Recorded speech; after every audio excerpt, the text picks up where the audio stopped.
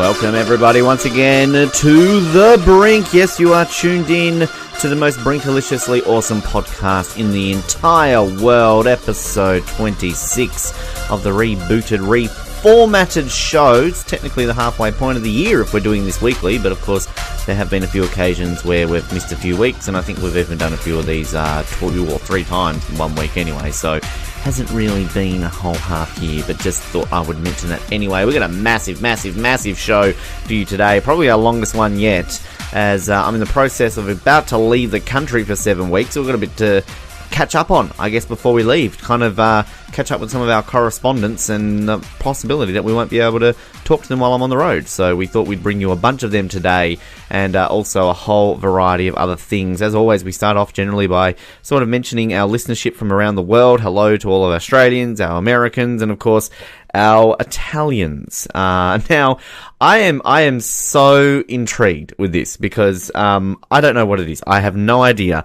what it is about Italy and shows that I'm involved in. High Noon, of course, 12 to 2 p.m. on Fridays on Edge Radio 99.3 FM, except for the next 7 weeks because I won't be in studio. We were number 25 on the Italian iTunes chart, which not just the comedy charts, it was the entire iTunes of Italy. So that happened, and apparently now there seems to be a bunch of Italians listening to our Brink podcast. So buenos dias. I don't even speak Italian. I'm going to butcher your language, particularly to the town. I'm going to mention this here of Pieve Vergonte. Now, I've just gone up Wikipedia here. A commune in the province of Verbano Cossola, in the Italian region of Piedmont, which is about 110 kilometres northeast of Turin. Now, this is a place that only has a population of about 2,680, and apparently that makes up a significant portion of our listenership base. So I think it's grazie. Is that thank you in Italian? Let's listen. You can hear me Googling this in the background. You really think I would actually prepare this? Yeah, grazie to all of our Italian listeners. I don't know why you keep tuning into my shows, but I appreciate it very much. And I hope that you continue to tune into our shows and you at least like this episode that we're going to bring you today. Welcome back to The Brink. And it's that time of the episode where you hear sheep in the background and know we're speaking to a New Zealander. It's Nick Chester. Nick, welcome back. We're John Oliver's favourite country. This is amazing. This is seriously amazing. I think we've briefly touched on John Oliver before. Let's just both admit that this guy is just incredible. I've sort of only really, I've known who he is over the years and kind of seen bits and pieces here, but I've only really started watching his stuff this year, and I've gone back and rewatched all his previous seasons, and I'm just hooked on this guy. I love this man. But yeah, what we're, I guess, mentioning here, I guess at the time of releasing this is a week old news, but hey, by the time you're listening to this, you might have seen the new episode. There could be more on New Zealand, but last week there was more New Zealand goodness. They've been talking a lot about the case we've mentioned too, the whole Eminem suit against your government, and now it's appeared that your lovely spaghetti-eating Prime Minister, Bull English, basically came out and claimed John Oliver wasn't funny, and basically just left himself open for a good, 5 minutes of John Oliver ripping him a new one. Yeah, pretty much. I mean, I think I've said before on this that, our Prime Minister is one of the world's most boring men, and I'm not saying that as a kind of political slant, because I think the leader of the opposition is just as boring. We have 2 boring white men battling it out in our election later this year, and it's a complete snooze fest. But I think it's never a good idea to kind of go after a comedian and tell them they're not funny. I mean, you're just asking for trouble, right? Oh, absolutely. It's hilarious that, as you kind of said, it almost is like New Zealand is his favourite country, because, I mean, look, outside of your obvious ones like Russia, I guess, and I guess maybe Britain with Brexit, I feel he doesn't talk about other countries as much as he's talked about you guys over the years. I mean, look, I think we mentioned Australia. I think we've only had one segment, have we not? And that was on Johnny Depp and the dogs. So it's you guys you got segments on your flag, the dildo guy, Eminem. I mean, he does a fantastic New Zealand accent too, does John Oliver. Is he popular in New Zealand? Well, I don't know, really. I think people find it pretty funny. I mean, we generally don't take our politicians very seriously over here. So anytime somebody's taking the piss out of them, we kind of jump on board and we laugh at ourselves a little bit. But I think we can be a little bit precious sometimes too. So yeah, I'm sure John Oliver's hoping that some of us will get pissed off, but I haven't really noticed it yet. But I'm hoping it will happen because I think it's funny. Does it air there, or is it kind of like one of these cable shows that you've got to have a certain package to watch it? That's actually a really good question. I'm not sure where it airs. It probably airs on our pay TV, I imagine, at some point. Yeah, I don't know the exact answer to that. Well, that's even here, I believe. Like, I think it's on one of our, like, I have the whole cable thing, but I don't have the comedy channel or whatever, but I don't know if it airs there or it's... Because when I kind of went back to watch the old episodes, one of the seasons I had to get off iTunes, another I had to pay for it on YouTube, and I didn't even realise that was a thing until I discovered it. Yeah, it's kind of interesting to kind of go back there. I don't even know where it is here. I love it. Like, obviously, when he introduces a country, he generally, has some little funny joke. But this week's, what wasn't it? New Zealand, or as he prefers to call it, Wallaby Fuck Island. Yeah. There's not that many wallabies here. I mean, there is wallabies, but I think he's a little bit confused. It's not a wallaby-rich country, I wouldn't say. No, but this is the thing I mentioned to you, that we've obviously talked several weeks back about the whole spaghetti on the pizza debacle. And this, to me, was a ripe taking for John Oliver. And, he did bring it up this time around with a much, beautiful effect when he then kind of had that little segment about other pizzas that John Oliver might have. And there was, one made by a dog with, like, condoms on it or something like that. And one with a literal piece of paper printed out with the Wikipedia entry for pizza. So, are these going to take off in New Zealand now, do you think? Yeah, well, we might have to put them because we've got a pizza company called Hell's Pizza, and they did an Australian pizza with kangaroo on it a couple of years ago. So maybe you could raise it with them. They'll probably take that up. Well, and also the fact when he introduces Bill English, and this is actually a very interesting point, when he said the very poorest man's Daniel Craig, and the picture actually of him, like, as soon as you see it, you're like, yeah, that's kind of a very poor man's Daniel Craig. Has that ever been labelled before, a reference that your Prime Minister sort of, I guess, Daniel Craig's dad, you could probably say? Maybe. It's not something I've ever noticed, I've got to say, but, I guess anything's possible, right? And also the video that he showed about his exercise regime. I mean, look, you're not wrong. He's boring. Is this, like, I don't know if you follow him on Facebook, but is this all he posts, like, oh, this is me going for a walk? Yeah, no, he is boring. There's no way to kind of sugarcoat that. He is boring, and I mean, sometimes you need a boring prime minister who doesn't do stupid shit. I mean, I think I'd rather have a boring prime minister than Donald Trump personally. Like, you never know what's going to happen next. But yeah, there's no getting around the fact that, yeah, he's a pretty boring dude. I do like his line there when he was talking about the pizza, John Oliver, and he says, I think I speak on behalf of all humanity when I say no. Hard no there, Bill. I do not agree with canned spaghetti on a pizza because that is not a thing anyone should be doing. A divorced dad cooking for his kids on the weekend would not put canned spaghetti on a pizza. This is gold. I wonder, like, I want to see if Bill English is going to come out and say anything else. I want this to be an ongoing thing. I think just John Oliver should just have the weekly New Zealand segment like we're doing here on The Brink. Yeah, I think that would be good. I would be all for it. I mean, I'm a loyal watcher anyway, but I would certainly be watching even more quickly than I would be otherwise. So, yeah, I'm all for it. Now, each week, of course, so this is the last time we're going to probably be able to do this for a while too, Nick, because with me being away, we're not sure if we're going to be able to fit these in whilst I'm on the road. But we've been doing our little game where we're doing movie taglines. Last week you gave me some TV ones. So what have you got for me this week? Anything out of the blue, or are we going back to the movies? Well, we are going back to movies, but we're going specifically for James Bond movies because some of the taglines for these ones just cracked me up. So I thought I'd give you like one from each Bond, and you've just got to match up the James Bond. You can go for the movie if you want, or you could just match up the actual James Bond that you think is they're talking about in this tagline. All right, and I feel like just like James Bond, I'm going to be dangerous here. I don't want any clues. I don't want any lifelines. Just give me my three guesses, and we'll roll that. Actually, no, not 3. I think maybe just give me 1 incorrect guess, because, I mean, 3, that's 50% of the James Bond, so I've got a 50-50 shot. So, well, I'll live dangerously. Give me 1 incorrect guess, that's it. All right, cool. Hit me with 1.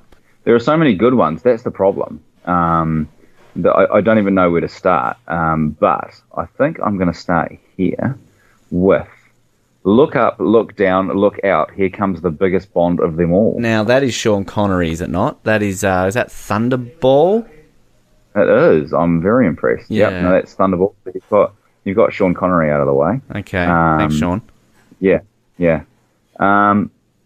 Okay, I quite like this one. This Bond is dangerous. That's all it is. I'm guessing that's a Dalton. That's got to be a Dalton. That is a Dalton. That's the Living Daylights, 1987. Yeah, I mean, that's just kind of his tagline, is it not? You know, this is the day. You know, get Colin on the show and he'll rip shit into Timothy Dalton. But yeah. Yeah, well, I mean, I'm a Dalton fan, but good boy. We need you on 007. You need to help me out there. Yeah. Right. Okay. No limits, no fears, no substitutes. That's Brosnan. That's Goldeneye, is it not? Oh, jeez, you were too good at this. So, you thought you were going to trick me. well, the thing is, like, some of them are just so obscure and random that you don't really know what you're going to get yourself in for. But, this is the real test. This is you get your podcasting license as the host of a James Bond podcast rescinded if I don't get these, I feel. Yeah, that's right. That's right.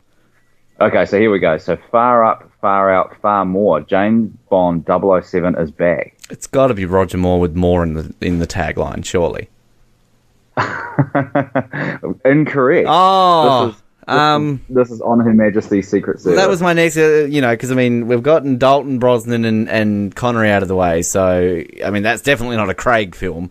So, wow, you went for the too obvious one there, bugger. All right. Okay, so thanks, sometimes the dead don't stay dead.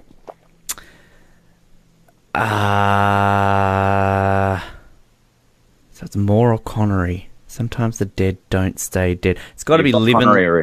Sorry, Moore or Craig. Sorry, yes. Well, look, I'm going to go out on a limb and say that's Live and Let Die and Roger Moore. You would think so, wouldn't you? Mm. But it's actually not. That is Spectre. I was thinking Spectre. That was like as soon as I hear the dead, because of the whole Night of the Dead thing. So that was my backup choice. Fuck you, Daniel Craig. Okay, and so obviously we know who this one is. Fuck you, Bill English. But I do like this one. It's the biggest, it's the best, it's Bond and beyond. That's Moonraker. Sure. No, that's The Spy Who Loved Me. Oh, come on. That's got... Oh. Well, what's the one for Moonraker? It's bigger and beyond. Moonraker is Where Other Bonds End, This One Begins. Oh, now come on. That's bullshit. It's Bond in Space. How does that sell Bond in Space? Oh, there is actually one more, which is... Roger Moore? Is our original Casino Royale in 1967 is... Casino Royale is too much for one James Bond. That's oh yeah. I'll tell you one thing. We did a recap of that. I don't know if you went and listened to it. Please, people, if you're a James Bond fan, go and listen to it because that is the most fucked up movie I've ever seen in my life. I faded out of it, half of it. Like there's literally a scene where a UFO lands in the middle of I can't remember what city they're in. I don't think it was London. I think they're somewhere else. And I obviously zoned out on it. And of course, Colin and Noah have asked me, how did you zone out of the UFO landing, Ben? Like, this is a James Bond film. There's a UFO in it. I have to ask, what's the tagline for Die Another Day? Let me find that one. One moment, caller. Warning, Madonna's in it. It's actually quite good. Events don't get bigger than ... Wow. Okay. Well, what's your take on Die Another Day quickly, Nick? Because again, you can come on and defend it with me, or are you on the bandwagon of Colin and Noah and think it's shit? No, it's a terrible film. Oh. It's awful. Right, your invitation's been rescinded. You're no longer welcome. There's no defending it. There's no defending that awful Madonna song. Oh. It's terrible. I want to hang up on you right now. Like, this is... You're definitely not coming on 007. Bad enough I've got 2 people against me. I don't want 3 people against me. You need to accept these facts, you know? No, I don't. I really don't. It's always a pleasure. And look, hopefully we might be able to work something out in the next 7 weeks again. We'll still be putting out the Brinks, so I'm sure we might be able to tie up our schedules at some point or another. If not, well, hopefully there'll be 7 weeks worth of New Zealand news to talk about when I get back. But thank you for your time. Thank you. It's that part of the show where we bring you a classic live performance from the vault of the Brink, and we're going back to the classic year of 2014, and we are going to hear from an Australian singer-songwriter by the name of Josh Rennie-Hynes. He's a well-esteemed singer-songwriter, multiple awards across the country, toured the world, and he did join us back in studio back in 2014, and this was his performance of his song. It is called Lucy. Sit back and enjoy Lucy by Josh Rennie-Hynes.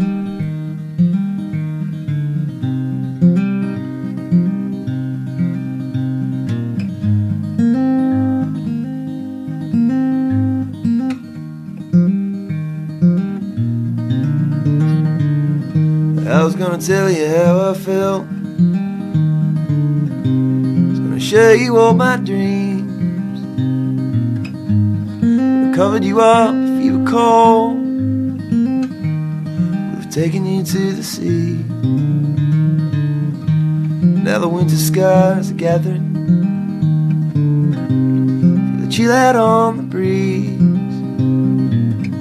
The clouds are as high above us. We're as low as we've ever been. You could have called me your father, although it would have been so strange. I would have called you Lucy. I've always loved that name.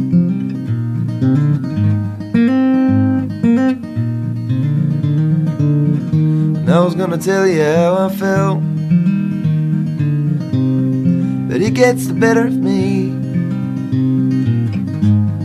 I always try to be the strong one. I try to be what you need.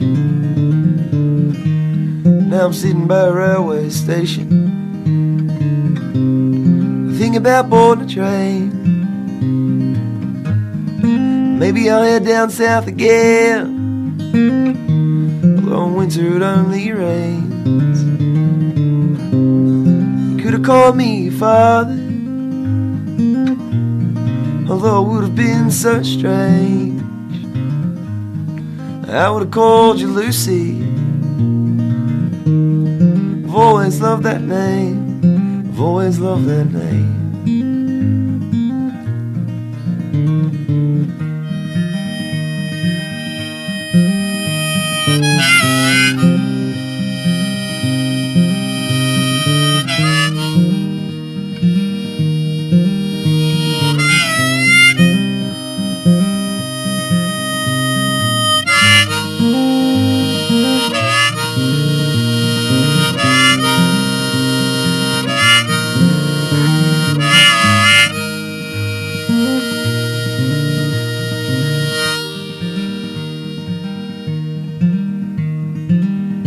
I was gonna tell you how I felt,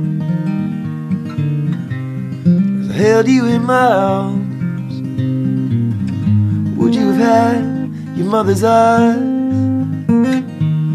You already had your father's heart. I worked 3 jobs through that summer. The spark had gone away.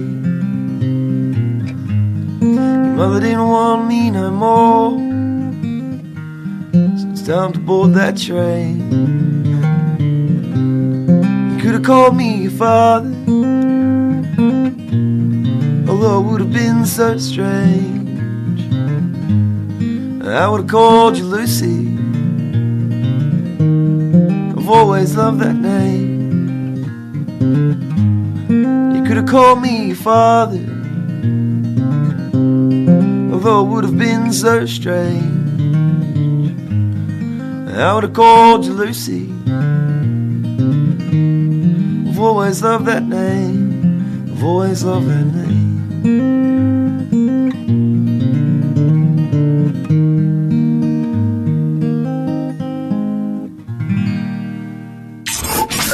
Another week, another Dakoda. Sup, Dakoda. Sup, people. People. Just, Yeah. expecting people are listening to Everyone. Yes, I am. this. Glad you have confidence. What's been going on? It's, last time we might get to do this in a bit, so... Yeah, But make the most of it, I guess. Not too much. Planning a trip away. Cool, where are you going?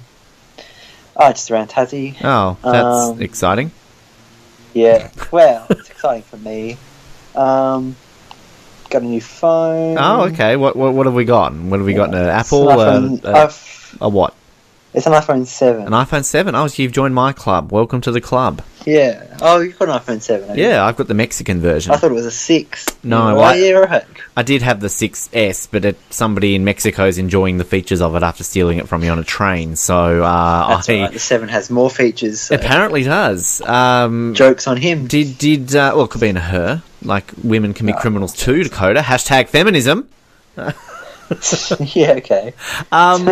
Were you an Apple user before this? Did you have an iPhone, or is this kind of... Yeah, I had a 5. Oh, wow, big leap. 5S. You've gone up 2 notches. Yeah, it is. Wow. I have, it's good. So how are you finding it? How are you finding the iPhone 7? It's interesting. Mm-hmm. It's still getting used to some of the kind of newer features. Okay. Like the button that's not real. That's a bit weird. The button that's not and real. Yeah.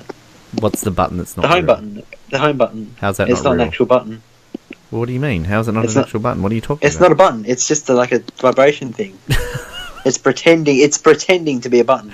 You must have maybe the Australian version is different to the Mexican version. No, but you know how the home button, Yeah.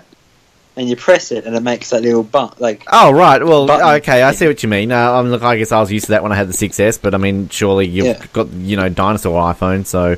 No, but it's the same kind of thing. I know what you're talking about. You're right. I get you. So, what brought about a new phone? Was it a case of, hey, cool, I need a new one, or just cool, shits and gigs, or...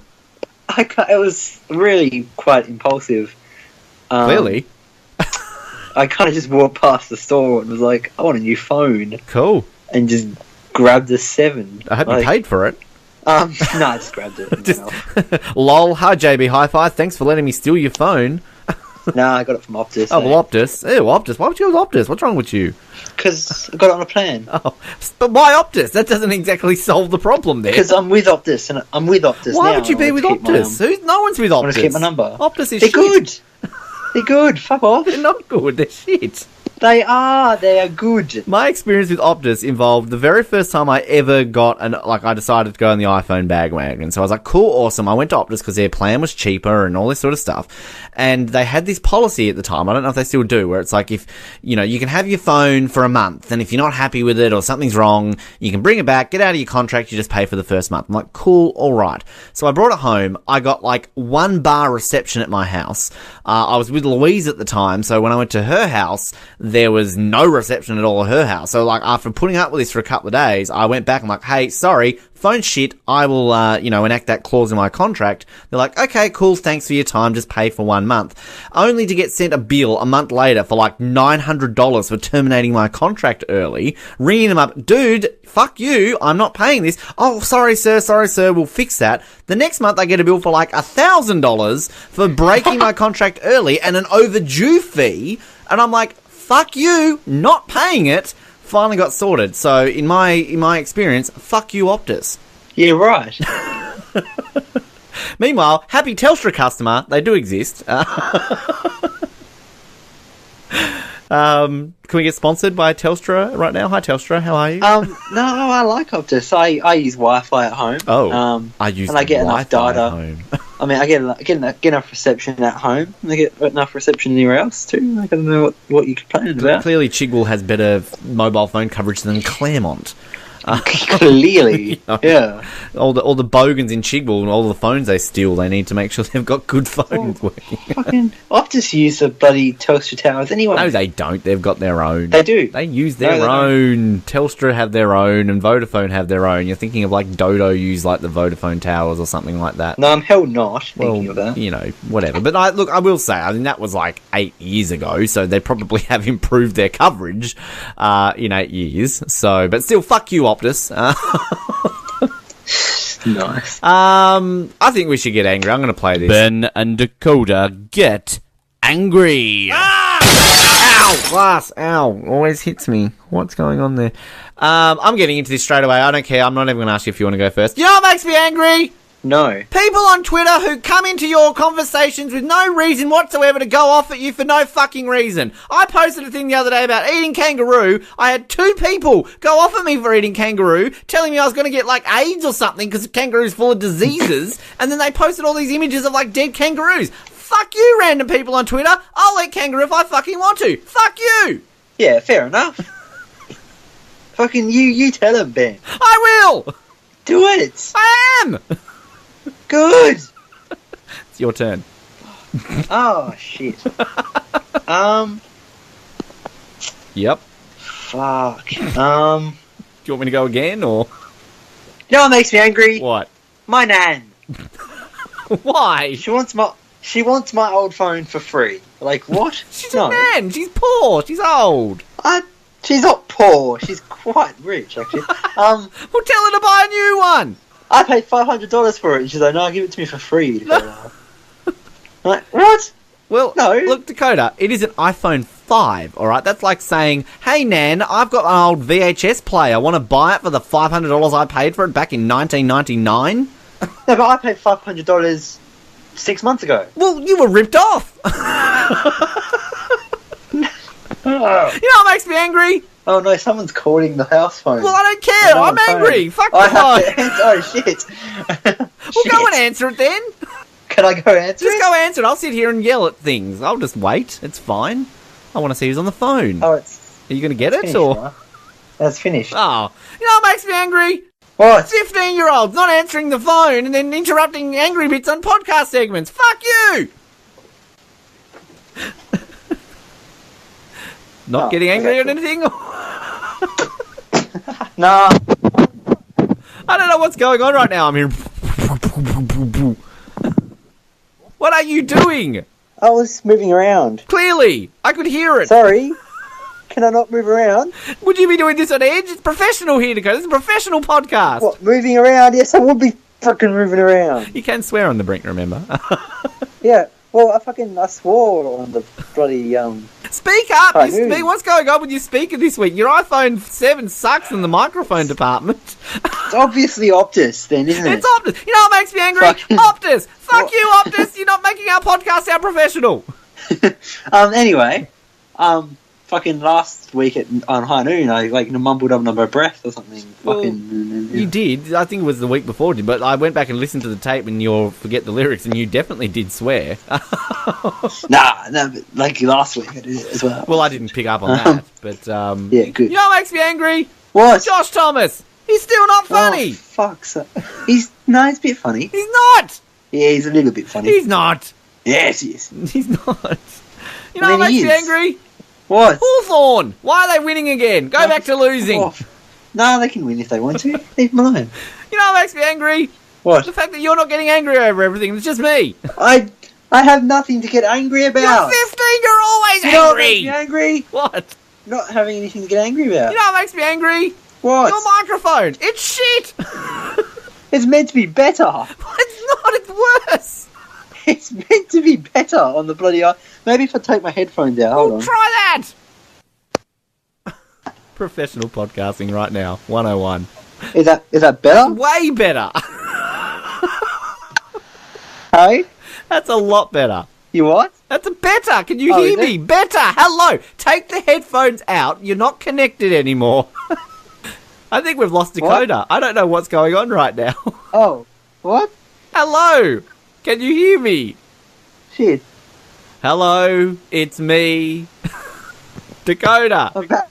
Can you hear me? I'm back. Hello. What happened? You tell Hello? me. You're fiddling with your knobs and shit. I said... I said, what if I take my headphones out? I took my headphones We out. got that bit, yes. No microphone at all, apparently. Oh my god. Any decent podcast would edit this out and start this again. Any professionals would go, oh, that sounds really shit, let's start again so people don't think we're like amateurs. No, here at the Brink, we leave it all in for you to enjoy. I don't know why they did that. That's Surely that's a common thing girls say to me on dates. I don't know why he did that. I haven't had a date in a long time. I don't know what a date even is anymore. When's the last time you had a date, Dakota? Have you ever been on a date as a 15-year-old? 2 weeks ago. Oh, really? Oh, okay. Mr. Lothario over here. Yeah, fucking A. Did you get lucky? Did you get a kiss? Hey? Did you get lucky, you know? Oh, got a hug. Oh. Nearly second base. Yeah, she hugged me. Oh, I was like, she hugged me. You know what makes me angry? Didn't have a shower after that. Oh. What? What? Well, I have a new thing to get angry about right now. You know what makes me angry? You not having showers. Fucking don't come into the studio tomorrow. Like, poo, What was the other thing that makes you angry? I don't know. Something that wasn't funny. What was I was going to say? It was surely, it has a microphone in the phone. I don't know why it didn't, work. Are you going to miss this segment for 7 weeks? Seriously. Yeah, I don't know what I'm going to do for, 15 minutes of my day every, week. We'll have to work out the time. Look, we can still do it, Skype works in America and Canada. So... I'll just have to talk to myself or something. You will. I'm Dakota. Yeah. Look at me. I'll walk out to the kitchen to my nan and be like, "No, it makes me angry, Nan." Here's my phone. Give me $500. One thing I will quickly ask you. In terms of the last week, you got to ask the Premier of Tasmania to bust a sick rhyme, and he also fully endorsed you to be the Mayor of Glenorchy. So, have you started your campaign to be the Mayor of Glenorchy? I have not, because I spent all my campaign money on an iPhone 7. So. As mayor, I will spend all my money on personal items and not the city. Fuck you, Glenorchy. No, as mayor, I will spend all your money on... You thought the Glenorchy City Council was corrupt and mistaken before. Wait till this 15-year-old gets in control. 18. 15. Now, I really don't have a whole lot else to add. Do you like stuff? Yeah, I like stuff. Good. I've always wanted to ask you that. Dakota, it's fun as always. Okay. Perhaps in the next 7 weeks we might catch up on Skype somewhere and we can find time to do this. If not, good luck keeping all that pent-up anger in yourself for the next 7 weeks. But as always, it is a pleasure. Goodbye. Seems to be a sporadic segment that we have here on the Brink, but it doesn't matter because when it comes to this man, we can have one every 3 years and it will still top everything that we ever produce. I do, of course, speak of our former co-host extraordinaire, the man who helped this show get started back in 2004, at least in its early days. I do, of course, speak of the Bega Valley's #1 resident. It is Joshua Shoeridge. Josh, welcome back to your former show. Thank you, Benny boy. I am sitting in a chair. I just thought I'd let everyone know. Shut up. Shut the front gate. I know. I actually do. Just a bit of an announcement here. Okay. Bit of an announcement. We've been granted, me and another friend of mine who is on my podcast show's team, we've been granted a time slot in one of the local community radio stations down here. Oh, look at you, making the big time. There you go. I know. These people don't even have music on their... on a computer. It's all CD. Wow. So what is this, Bega FM or Cheese FM? What's this station called? Sapphire FM. Sapphire FM. Wow. That definitely sounds like a station you want to be on there. That's pretty cool. What time slot? When do you tune in to? And what is the show? I know about it, but our listeners might not know about it. It's essentially we're going to be doing our podcast in their studio and broadcasting it live and then cutting it off. So it's a niche one on hobbying, right? So on wargaming specifically, but we're going to branch out just to essentially just do geek culture and just talk about, say, geek movies that come out, conventions coming up, comic books, wargaming, video gaming, all that sort of stuff, because there's not really that much going on the airways for that particular genre for the demographic kids that are actually out and about that time. It's going to be from 2 to 4 and on Thursdays. Okay. It's going to be Thursday or Wednesdays. So yeah, we'll let you know more solidified day slots when we know. Oh, please do. I was going to say, you're not competing with High Noon, 12 to 2 on Edge Radio here in Hobart. That's Fridays, of course. So you are now a competitor there. So that's good. That would have been a bit awkward. But no, well, congratulations. Or it would be part of the Brink umbrella, I'm assuming. Yes, the ever-growing umbrella that is the Brink. It is the parent show to a bunch of children. I often say that I don't have any children that I know of, but I guess every single one of these shows that I put out is one of my babies. Well, yeah. Well, speaking of mothers to children, this thing that has just come to my attention, Ben. Something's come to my attention. Right.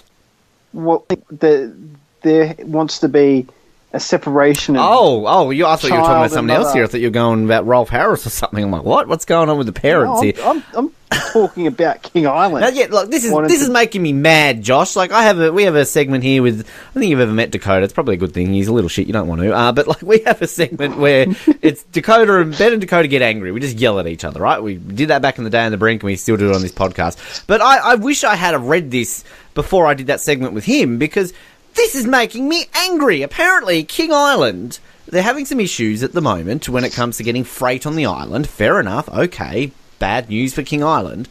But this has led an angry King Island resident by the name of Jill Munro, to start a petition and a letter campaign to make King Island secede from Tasmania and join Victoria. Now, I'm not for Tasmania. We're small enough as it is, losing some of our land. And apparently Victorian Premier Daniel Andrews, I think his name is, isn't it? He's basically said, yeah, we'll have King Island, why not? And I say to Daniel Andrews and to Victoria, fuck off. This is our land. I kind of sound like certain members of this community. I'm not going to get into that. But hands off our land. This is our land. Fuck off, Victoria. No, I know what you mean. You know what? I just had to Google for a minute Jill Munro, because I was going to make an accusation. I'm not too sure. But did you know Jill Munro was actually one of the Charlie's Angels, played by Farrah Fawcett? So I don't think it's that blonde bombshell who's making this explosion. Farrah Fawcett's dead, so it can't be. Yeah, I understand that. But I honestly think that the person who is... and this is a complete accusation. I know nothing of this woman, but she's either a bingo playing, RSL attending know-it-all, or a greenie. It's one of the two, and I'm willing to put money on either. But what's the thing that we're going to lose out, right, Ben? Now, I've gone in, I've done my research. Yes, you have. I've sat here for 5 seconds, and I've done my research. There is a township called Narracoopa. Yes. What a town that is. Happening place. Now, it is happening, Ben. It is known for its beach. Singular. A jetty. Yes. Now, on Wikipedia, they had to put in brackets, fishing. Apparently that's what you do off a jetty. There is holiday accommodation. Mm-hmm. And eateries such as Rocky Glen, Bowden's and Bert's Cafe. Oh, Bert's! And there's also, don't forget, one of the highlight places of this little township that we will lose out on is a sheltered barbecue area and public toilets. Oh, not the public toilets. No, not the famous Narracoopa public toilets. Now, I am taking the piss. Like, King Island is fantastic. It is. But they have penguins. And apparently there is a platypus there somewhere. Just one. That's all they've got. It's called Jim. Jim the platypus. Yeah, this is... The more research I do of this place, the more I want to go. No, Josh. Get your New South Wales mind out of the gutter. Save our land. This is, It says the township of Grassy. There's a place called Grassy, which is 32 kilometres southeast of Curry. I don't want that in your curry right there. It was a mining town where scheelite was extracted from an open-cut mine. So there is a big open-cut mine there. That's from 1974. The mine closed in 1990. So you guys are learning more about King Island now because it's in the spotlight from me and Wikipedia. Well, Josh, than you would have I'm surprised when it comes to Grassy here. You're talking about the Great Narracoopa landmarks. You've got to look here at the great landmarks of Grassy. You know, they've got their heated indoor swimming pool. They've got a laundromat. And, of course, the Grassy supermarket. So, I mean... Don't forget the specials, Ben. Look, again, it sounds like we're taking the piss. But, like, this actually gets me mad thinking about the fact that, you know, Victoria wants King Island. It's like, Victoria has everything already. Like, I love Melbourne. Victoria's a nice state. Like, don't get me wrong, I'm not trying to be mean here, but I am being mean at the same time. Like, get your fucking hands off our land, Victoria. Like, go, like, South Australia, like, you can go over the border. I mean, there's not much going on there besides Adelaide. Like, Cooper Pedy, sure. Like, Kangaroo Island, get that. Like, that's a nice island for you to have, Victoria. Like, leave King Island alone. They can freaking take Norfolk Island for all I care. Well, that's a little bit out of the way for them. Maybe Queensland can take Norfolk Island. Do you know what? This is the reason why I don't particularly like the fact of Victoria taking the island. Is there's a bit of a mystery that happened back in, I think it was the 70s. Do you believe in aliens, Ben? I believe in aliens, Josh. That is one of the few things of that persuasion that I do definitely believe in. All right, and what do you think of when you think of like extraterrestrial abduction? Oh, you know, anal probes. The X-Files. Is that like a legitimate question? Do I think it's a real thing, or are you just of the context there? Okay. No, it's an actual thing that happened, right? Right. So this is about 2017, so about 39 years ago, there was a young lad by the name of Frederick Vlatnich. Oh, yeah. He was flying out of Melbourne. Yep. Okay. And he was, as in his flight, he there was something that happened, and he ended up saying that he believed there was a UFO. He was following him, getting quite low, and so the thing that that happened was that Vlatnich, so I'll read the story. So Vlatnich told Melbourne Air Traffic Control he was being followed by a long metallic unidentified aircraft with 4 bright lights, which at times moved at high speeds or orbited above his plane before reporting his engine was failing. Nothing further was ever heard from him, and an intensive sea search at the time, done by the Victorian government, found no trace of the plane or the 20-year-old Vlatnich, who earlier months had accessed confidential RAAF reports on UFO sightings. Now, just saying, he was flying from Melbourne to King Island. I reckon we would have found him if he was flying from, say, Launceston or Bridport to King Island. Look, no question about it, Josh. We would have, because, I mean, A, nobody ever flies to Launceston, so it's not like it's busy. And B, Tasmanian Search, Air and Rescue, who saved all the people that survived during that Sydney to Hobart that one year? You know, people from Tasmania. That's it. You know, fuck you, Victoria. What about that? The young lad and his dad who were in the middle of the south? Was it the southeast?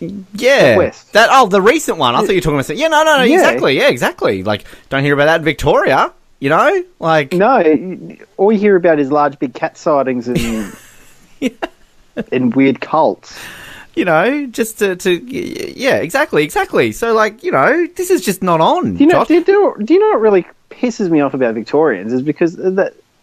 Every election they've had in the past 12 years for their state elections is the thing about the tollways out of Melbourne. Yeah, they're a hot topic. They haven't even fixed them yet. Well, they're very similar to Tasmania in that point. Then, like, nothing ever gets fixed. But I mean, look, let's be honest. This is a state that elected Jeff Kennett. This is a state that elected Jeff Kennett as Premier, Josh. That says it all. Yeah, they got their heads so far up their backsides, it's not funny.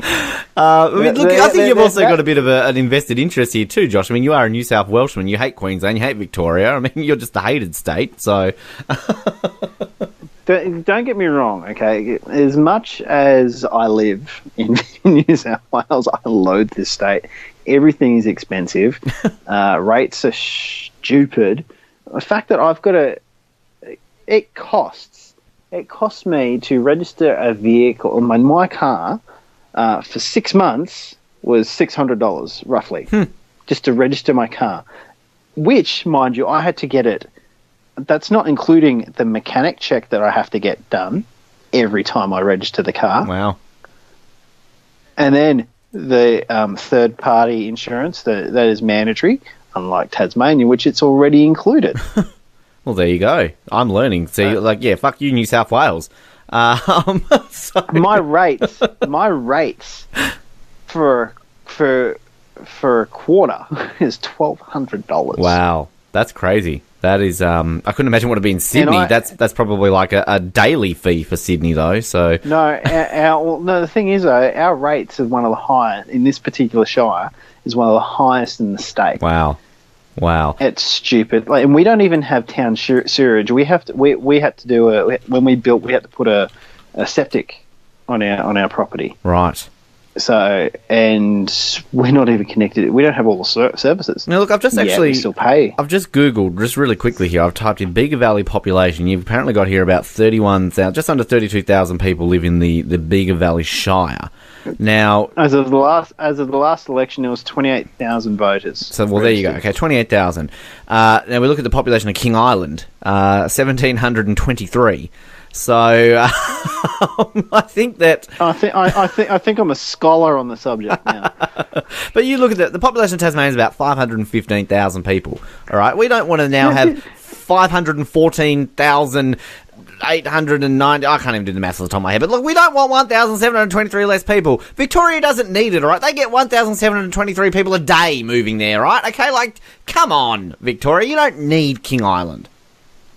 No, they don't. And it would fuck up with the map of this country. Like, you see the map of Tasmania, and kind of it's nice when you see those two little islands at the top. How do they do a map of Victoria? Like, there's a massive gap and there's a tiny little island down the bottom. I mean, King Island complain enough they get left off maps of Tasmania. What's it going to be like on a map of Victoria, King Island? Think about this. That's exactly right. And I was about to say, wasn't that where Ship to Shore was filmed? But no, that was filmed in Perth. Yeah, that was the other side of the country. But similar. They're quite similar. It's funny, actually, just kind of in looking through here, I've discovered a great website. I didn't even know this works out. This is great content for podcasts and radios here. There's a website here called Tasmania Top 10.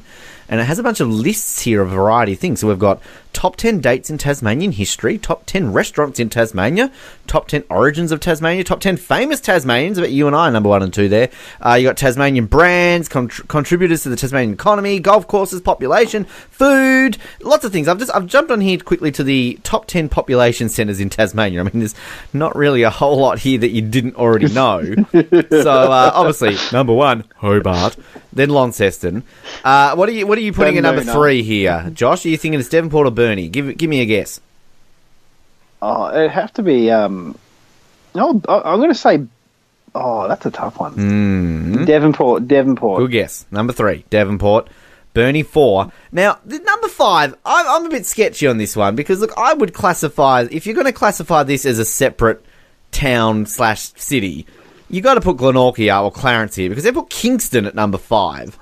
I think they're their own council. They're separate to the Hobart. Well, so is Glenorchy, so is Clarence. They're separate councils. So I think that, look, I can see what they've done here because I guess it kind of doesn't connect. But nowadays, people just classify it as part of Hobart. Anyway, so Kingston's number 5. Ulverston is 6. Good old Ulverston. How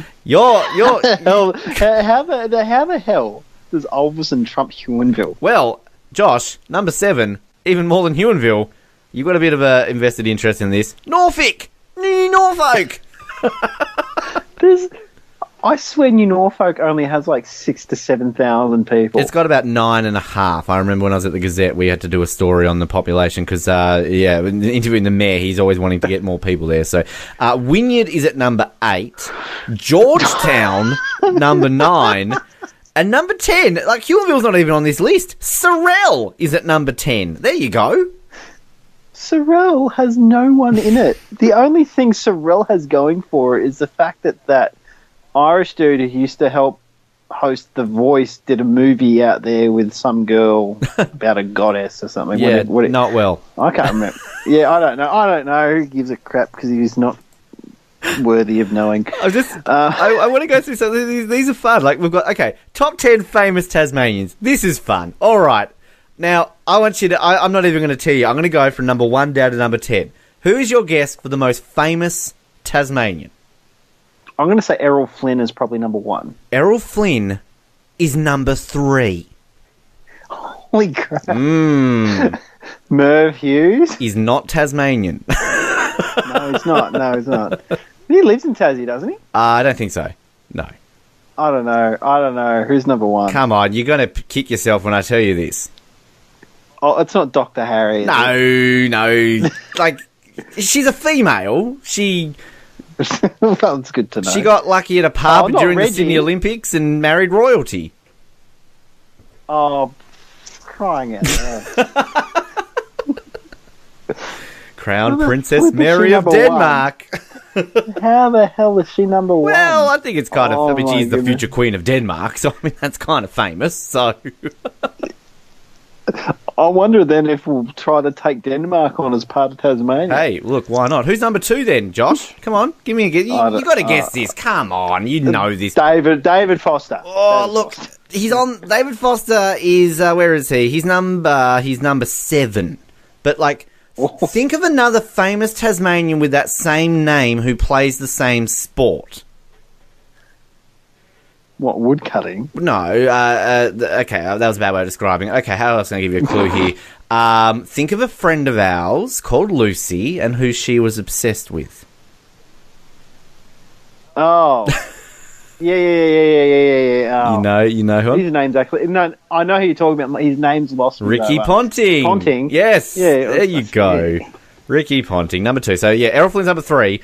I don't know if you'll get number 4. I don't know how your knowledge is of politicians. The only ever Tasmanian Prime Minister. Do you know who that is? I want to say Harold Holt, but it's not him. No. Joseph Lyons, the only Tasmanian Prime Minister ever. He's number 4. Yeah, you should... yeah. Number 5's an interesting one. I've heard his name before. I don't know too much about him. Peter Sculthorpe. He's a composer. So, oh, yeah. But like, number 6, how is he more famous than David frickin' Boone? So there you go. Boonie's at 6. David Foster's 7. Number 8. You have to get number 8. All right. Now, I'll give you the biggest clue in the world right now. You got to drive in a car with him. Oh, mate, Maxie. Yes! Number 8, good old Maximus. Rest in peace, Maximus. Number 9, I have no idea who this person is. Alana Hill, fashion designer. Apparently grew up in Penguin. Wow, she must have made some nice shirts then to get out of Penguin. And number 10, again, never heard of this person, Denny King, Bushman, King of the Wilderness. Now, good for him. Is he a mate of Russell Coy? Where is Simon Baker? Matthew Richardson, legendary Richmond footballer. Like, think about some of these other people. Essie Davis, she's in Game of Thrones, for fuck's sake. Like, this is a shit list. TasmaniaTop10.com. I wonder who the hell wrote this. Where am I? Tasmania Top 10. That's exactly right. This is our longest segment of I don't give a shit. We're going. No, I'm having fun. Yeah, good. Top 10 islands. We're not going to speak to each other for 7 weeks, all right? So we're going to make this long. Top 10 islands of Tasmania. Now, this to me might be why King Island are slightly pissed off. Because the number 1 island, apparently, is Flinders Island. Maybe people think Flinders is a bit better than King. King Island... Well, they've got 2, don't they? Yeah, well, that's true. That's true. They're bigger too. Size does matter. That's what I've heard. King Island is number 2. Give me a guess at number 3. This is... Maria Island. Oh, no. That's actually number 6. That's a lot lower than I thought, but... You're kidding. An island closer to Hobart. It's not Bruni. It is Bruni. 3rd. Cape Barren Island is 4. Macquarie Island 5th. Maria is at 6. And then 4 islands here I've never heard of. Clark Island, which apparently is the 3rd largest of the islands in the Furneaux group. Robbins Island, which is just off the northwest corner of Tasmania. Hunter Island. 3, Hummock Island. See, like, Victoria, take fucking Clark Island. I don't give a shit about that. Where's Massacre Island on that? That's true, yes. Where is Massacre Island? I don't know. There you go. Interesting. Here's one for you, Josh. Top 10 places in Hobart to buy food. Now, this is a bit of advertising here. I think this kind of comes down to just, the yuppie Hobart restaurants here. But look, any of these who are listening to us, for whatever reason, you're not. But hey, cool, you can sponsor us if you want to. So $10 Lapachettas on there somewhere. Let's see. You owe me $10. It's not. Oh, you're kidding. Number 1, Hill Street Grocer. Why not? Verst House Kitchen is number 2. That's just stop there for a sec, okay? Like, the Hill Street grocery store is exactly what its name implies, a grocery store. It's just a deli. You don't actually eat there. You buy it, you take it home. Well, okay, I should. Okay, let me clarify this then. It's the explanation here they give is supermarkets essentially. So here's a selection of those, and like obviously these are more not restaurants. These are where you buy produce from. Is there a restaurant section here? There might be a restaurant section. I'll go to that in a second. So Verst House Kitchen, Fresh Central Market, so like everything here's in Salamanca basically. The Salmon Shop, cool. West Hobart Gourmet Meats, Lipscomb Larder, an icon of Hobart. Umara Whole Foods. That was that ad they used to have on TV, wasn't it? That Umara. That was an annoying ad. Yeah. Raw the Natural Grocer. Never heard of it. Jackman and No, I've been there. That's actually somewhere I've been. Cool. Not bad. They're up the road. They're where I used to live up in Dunedin. They're not bad. Okay, all right. Well, here's one here that I didn't know the name, but I can see the picture and I know where this is actually. It's in Battery Point. Jackman and McRoss Bakery. They're good. And number 10 is Salad Bowl. So basically everything here is in either West Hobart, Sandy Bay, or Salamanca. So I was waiting for like Chigwell IGA to come up there. Well, okay, so is there a restaurant? Top 10 food speciality. This is interesting, actually. The top 10 contributors to the Tasmanian economy. Here's top 10 places in Hobart to drink coffee. IXL Atrium is number 1. Elizabeth Street Pier, Salamanca Place, Salamanca Square, Fuller's Bookshop, fuck off. Mount Nelson Signal Station, Royal Botanical Gardens, Number 8, Sandy Bay. Number 9, Blackman. Just all of it. Beach. It's all of fucking Sandy Bay. Cascade Brewery? Yeah, because I go to Cascade Brewery to drink coffee, you dickhead. Just off the, like, where Cascade Brewery is, and they've got, like, a little park just to the side, and there's got a nice little creek and lush green grass. Yeah. Apparently, and I don't speak from experience, but apparently you can just go there and pick magic mushrooms. Cool. Well, So maybe that's why the coffee is good there. We need to go over that. All right. I'm fascinated by this. I don't care how long this goes. This is great. Top 10 Tasmanian brands, Josh. Where Chicken Feed is on this list, I'm stabbing someone. Like, I don't care. It doesn't exist anymore. Like, this is bullshit if it's not. I haven't even gone through it. So, number 1, Spirit of Tasmania. Okay, fair enough. Number 2, Cascade. Well, that means it's above Bogues, which is number 3. So, in your face, Bogues. Number 4, King Island Dairy. Yep, okay, good call. Number 5, Sydney to Hobart Yacht Race. Is that Tasmanian? I would assume that's half Sydney-ish. I don't know. No, it is Tasmanian because the race may start in Sydney, but all the celebrations and everything happen in Hobart. Good call. All right, I like that. Number 6, Tasmanian Symphony Orchestra. Yeah, okay. Number 7, Blunston Boots. Yep. Number 8, Incat. Number 9, Nichols Poultry. What the fuck? Number 10, Domaina Wine. What is Domaina Wine? Where's Chicken Feed? What about Shipload? Fuck Shipload. Where's Chicken Feed? I would have taken both. I'm angry. I don't want to read this site anymore. You know what's funny? Like, I remember when I found out that Chicken Feed didn't exist anymore. It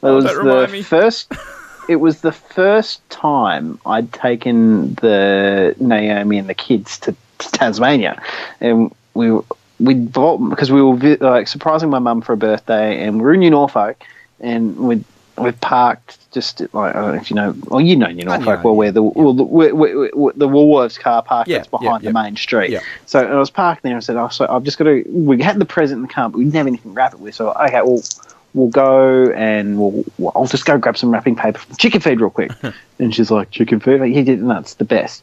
I go up the street and like, the red building's closed and empty. This is weird. And then I got onto Google where chicken feed in Norfolk has it moved or something. It's like, and I was like, chicken feed has shut down statewide. I'm like, you're kidding me. It was like finding out I had cancer. It was devastating. Fuck you, Jan Cameron. Fuck you and your stupid ownership. Ruined chicken feed. It was horrid. The greatest thing Tasmania's ever produced. I'm saying it right now. This is an interesting one. Top 10 origins of Tasmanians. Now, this is where most, like, the top 10 places in the world that people who live in Tasmania originate from. So they're not including Aboriginals. This is shove it, chug it in. Well, I think it's more to the case that there's not really a lot of... I mean, there's no full-blooded Aboriginal Tasmanians, of course, but... yeah, so anyway, okay, so these are the nations where most of our descendants come from. Give me some guesses here, Josh, because this is surely you're going to get a few of these, I feel. I'm going to say English. That's number 1. Irish. Number 2. Irish. Yep. German. It's number 4. French. Thank God they're not on the list. You're kidding me. That's a good thing. We don't want those people here. Canadian. No. You'd have more Frenchies here than Canadians. Come on. I'm going to say Sudanese. You'd think so, but no. Look, for number 3, you're on a bit of a roll there. English, Irish. There's another one there you're not saying. Oh, Scottish. Yeah, okay, number 3. So German's number 4.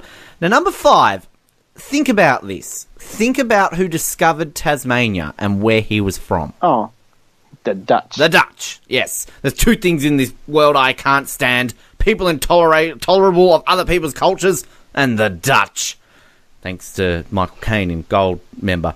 Number 6. Yes. This is, look, you said the French. Think nearby, similar flag. I heard you. I think you had it. I only said Italy. Well, yeah, Italy. There, you're right. I think I cut you off there. Okay, true. All right. So number 7. Look, you said Sudanese. Good guess. Think of another, I guess, culture, race. A lot of them in Tasmania. A lot of them in Australia.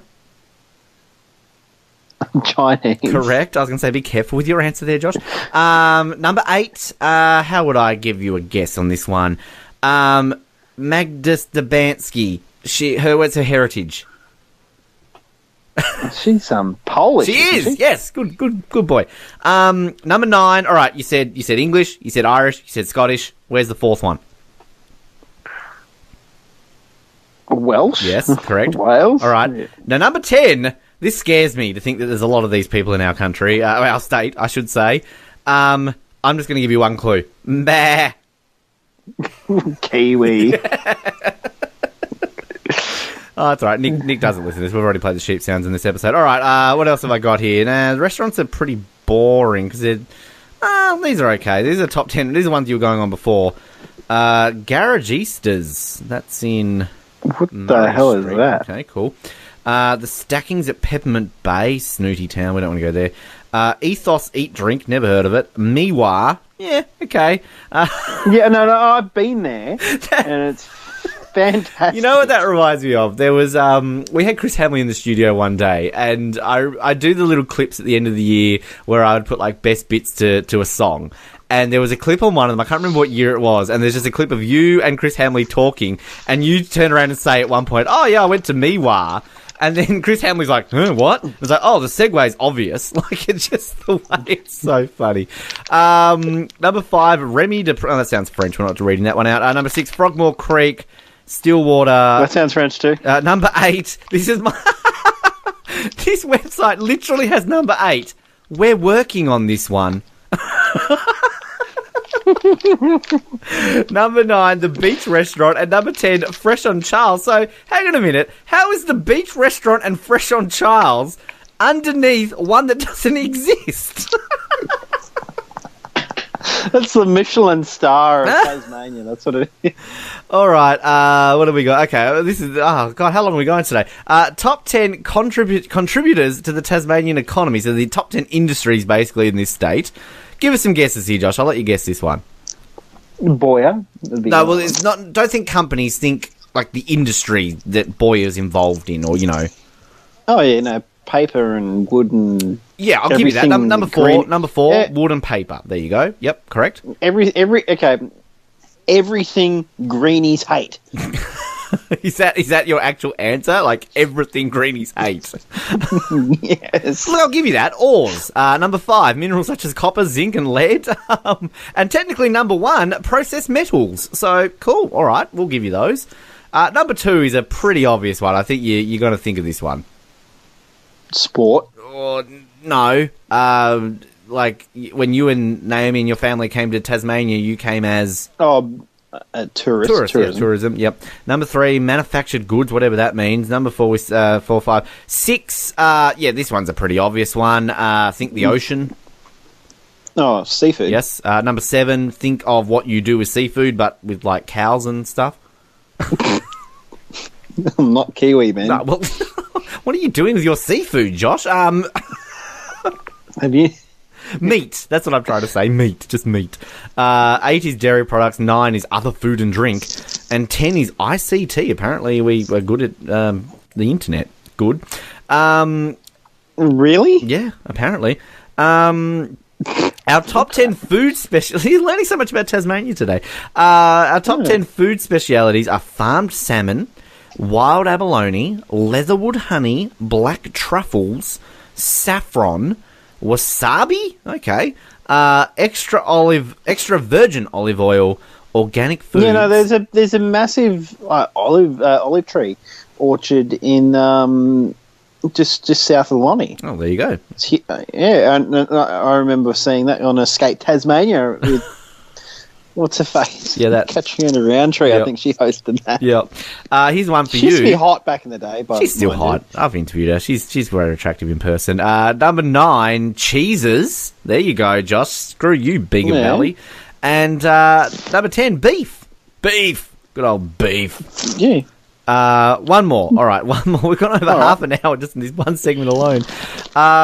These are the top 10 significant dates in Tasmanian history. All right? Okay, I'm gonna call number 1. Okay. It's Port Arthur. Now, you would think so, but Port Arthur is amazingly number 9. So, Bull crap. well, I'm not crapping your bull because it is number 9. I think actually, You've got by the the- looks of this, it's actually almost done in order. So it is. Oh, so okay. basically, it is 10 in order. So therefore, you know that number 9 being Port Arthur Massacre, there's actually an event that happened after Port Arthur, which is on this list. But look, I'll give you number 1 because I mean it's a bit of a obscure one. It's just Aboriginal settlement, simple. It just says long ago. So there's your girl Truganini. Number 2, 1642. Do you know what happened in 1642 in Tasmania, Josh? It's probably That's when Dirk Hart? No, it wasn't Dirk Hartog. Yes, it was. No, it wasn't. No, who is it? No, Dirk Hartog was New Holland. That's when that dude. What's the name of the state? Oh, yeah, Van Diemen. No. Yeah, well, think current name of the state. No. Abel. There you go. There you go. No. I went he came to Australia, to Tasmania, and saw that the Aboriginals made really weird ladders out of trees. Yeah. So what you did there. Number 3 is a British settlement of Van Diemen's Land in 1803. Number 4 is end of convict transportation. We haven't been the same since. Number 5. Look at flippin' Risdon Vale, mate. Look at that. I'll give you a bit of a guess on this one because you might get this one. What happened in 1856? There was an Olympic Games. They didn't start to 1896. But look, I'll give you another clue. You did mention this a few minutes ago in terms of different names. Oh, not Truganini dying. No, we were renamed Tasmania essentially from Van Diemen's League. Van Diemen's League, Van Diemen's Land, Van Diemen's League, the great ice hockey competition that is in Tasmania. Now you probably should get this one if you know anything about Australian history. I mean, this is really an Australian date, not a Tasmanian date, but 1901. Oh, that's Federation. It is, yes, Federation, Tasmania, State of Tasmania Australia. actually became a state instead of a territory. Indeed. And was it you who told, I think it was Anthony who used to tell me, but I'm sure you know this anyway. Did you know that's actually in the Constitution that we can allow New Zealand to be a state if they want to be a state? Yes, no, that's because they're part of the Commonwealth, but the only reason why they won't is because of this is an interesting fact about New Zealand. You might not know is that they have two parliaments. They have the white parliament, and then they have the Maori. Māori. Yeah, the Maori Māori. You say it better than I do. Yes, that's the proper way of saying it. and they've got the power of veto, which I thought was pretty cool too. Yeah. Well, look, I've always said with New Zealand, I think that since I went there, they've got their shit together better than we do. Like, they're all together. They all, they don't really seem to have a lot of, I mean, I'm sure there are issues, but like compared to what we have. So, yeah, good on New Zealand for that. You know what I thought was interesting? Like, what was it earlier in the year when their Prime Minister resigned? Mm-hmm. The leader of opposition is like, I know the guy's he's top bloke, and he's going to have some fun with his family, and pat on the back. Did a good job. We don't see eye, but he's a top bloke. One thing I should say, Josh, I'm sure you're an avid listener of the Brink, clearly, but one of our segments we do have, you would have already heard it on the show today, if you're listening, of course, is our weekly chat with our New Zealand friend Nick Chister over in Hamilton. And we, of course, talked earlier on this episode about their current Prime Minister, Paul English, who has been a bit of a laughing stock with comedian John Oliver in the US at the moment. So, yeah, it's quite fun. We like to make fun of him. He must be that good if an American stand-up comedian is making fun of the New Zealand Prime Minister over his own president. Well, you've got to watch the show Last Week Tonight to get it. There's a bit of an ongoing segment where he rips shit into New Zealanders, and basically, again, kind of people would have heard this before, but I said to update you, there's a court case going on in New Zealand at the moment where basically Eminem is suing the New Zealand government because they used Lose Yourself in an advertising campaign during their last election. No, I did see that in the news. So basically that was brought up last week on Last Week Tonight, and during the week a journalist asked the Prime Minister, Bill English, like, did you see this segment? And the Prime Minister's basically said, oh yeah, John Oliver's not very funny. So then basically John Oliver's come out and like, you want to dance, Bill? And just like rip shit into him. It's hilarious. Look it up on YouTube. It's funny. I'll do that. Number 7, 1967. What happened in Tasmania in 1967? Oh, bitch. What did happen in 1967? What? 50th anniversary this year of it. The legalisation of cousins marrying? I don't know. That's still being debated, and sadly it hasn't happened yet. The Black Tuesday bushfires. There you go. Oh, okay. Yep. I'm going to keep my mouth shut. Yep. Number 8, 1975. What significant famous event happened in this state in 1975? Chicken Feed was founded. That should be on this list, but this website clearly is made by like a 12-year-old who don't remember Chicken Feed. The Tasman Bridge collapse in 1975. I thought that was in the 80s. No, 1975, Joshua. There you go. Okay. Number 9, well, you got this one already, 1996. Yes, we know, Port Arthur Massacre. Here's number 10. What happened in 2006? What did happen in 2006? You will know this as soon as I tell you. It involved two men. It's not the... Two men? Two men. Well, actually, technically involved 3. Sadly, one died in this incident, but there were 2 men that became quite well known after this event. Oh, the gold mine up in... Yeah, the Beaconsfield Beaconsfield mine. Yeah. Yeah, there you go. There apparently in the movie it had Kenny, the guy who's in the movie, Shane Kenny. Jacobson. It did indeed. Yeah. Yes. You know what I'm very disappointed it doesn't have on this list? 2004, the founding of the Brink. That's pretty significant. Who the hell has written this list? Yeah, I swear. This website's shit. Why do we waste like 20 minutes on this? We've gone over 40 minutes on this segment, Josh. This is usually about half of the show length of the Brink podcast. But, fuck it. I'm going to be away for 7 weeks, so we've just put 7 weeks worth of material in one episode. It's fun. I've enjoyed discovering Tasmania with you, and I look forward to discovering yourself again in 7 weeks. Okay. Ben, I hope you have a safe trip, and I hope you don't be a dick. Let's move into our next segment. This is like a flashback. This is like a dream. flashing back, of course. That generally gives it away by the words in that song. Now, last week on the show, we went back to the year 2007 and brought you highlights of the then Australian Prime Minister John Howard sort of joining us in studio. So, a similar thing happened in 2008 for the then Prime Minister Kevin Rudd, sort of, again, joining us in studio. And, look, obviously the real Kevin Rudd would go on to appear on our show later on throughout our history. But at this time, it came down to one of us, and I won't say who, see if you can guess it, Josh or myself, maybe pretending to be him. But it was still fun, it was still funny, so let's go back to 2008 and listen to how Kevin Rudd sounded on our show back then.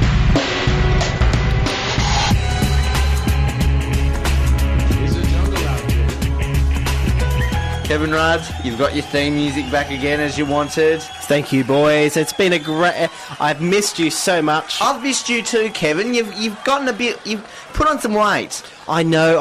It's all the sushi. You haven't been eating any of those dodgy meat pies again that landed you in hospital the other week, have you? We won't discuss that on air. No, you don't want to discuss that on air? No. So how have you been, Kevin? Now, you've been a busy boy. You've been going to Tokyo. You've been going to Japan. You've been going around. You've been talking up about no nukes. My passport is full. I reckon it would be ever since you've started being Prime Minister. You've really packed it up, haven't you? Well, what do you think the taxpayers' money's there for? It's to get your passport full, apparently. Yeah, of course. Now, you've been going around, as I said, to Japan. You've been talking up the hybrid cars, as well as no nuclear bombs and all this sort of stuff. When do you have time for having a break, Mr. Rudd? Oh, when you're Prime Minister, you're privy to a lot of little technological whizzes, so I don't sleep. Oh, really? That's a bit of a shame. I don't need to sleep. You can tell your eyes are very bloodshot, and you're sort of like, I don't need to sleep. Sleep is for the weak.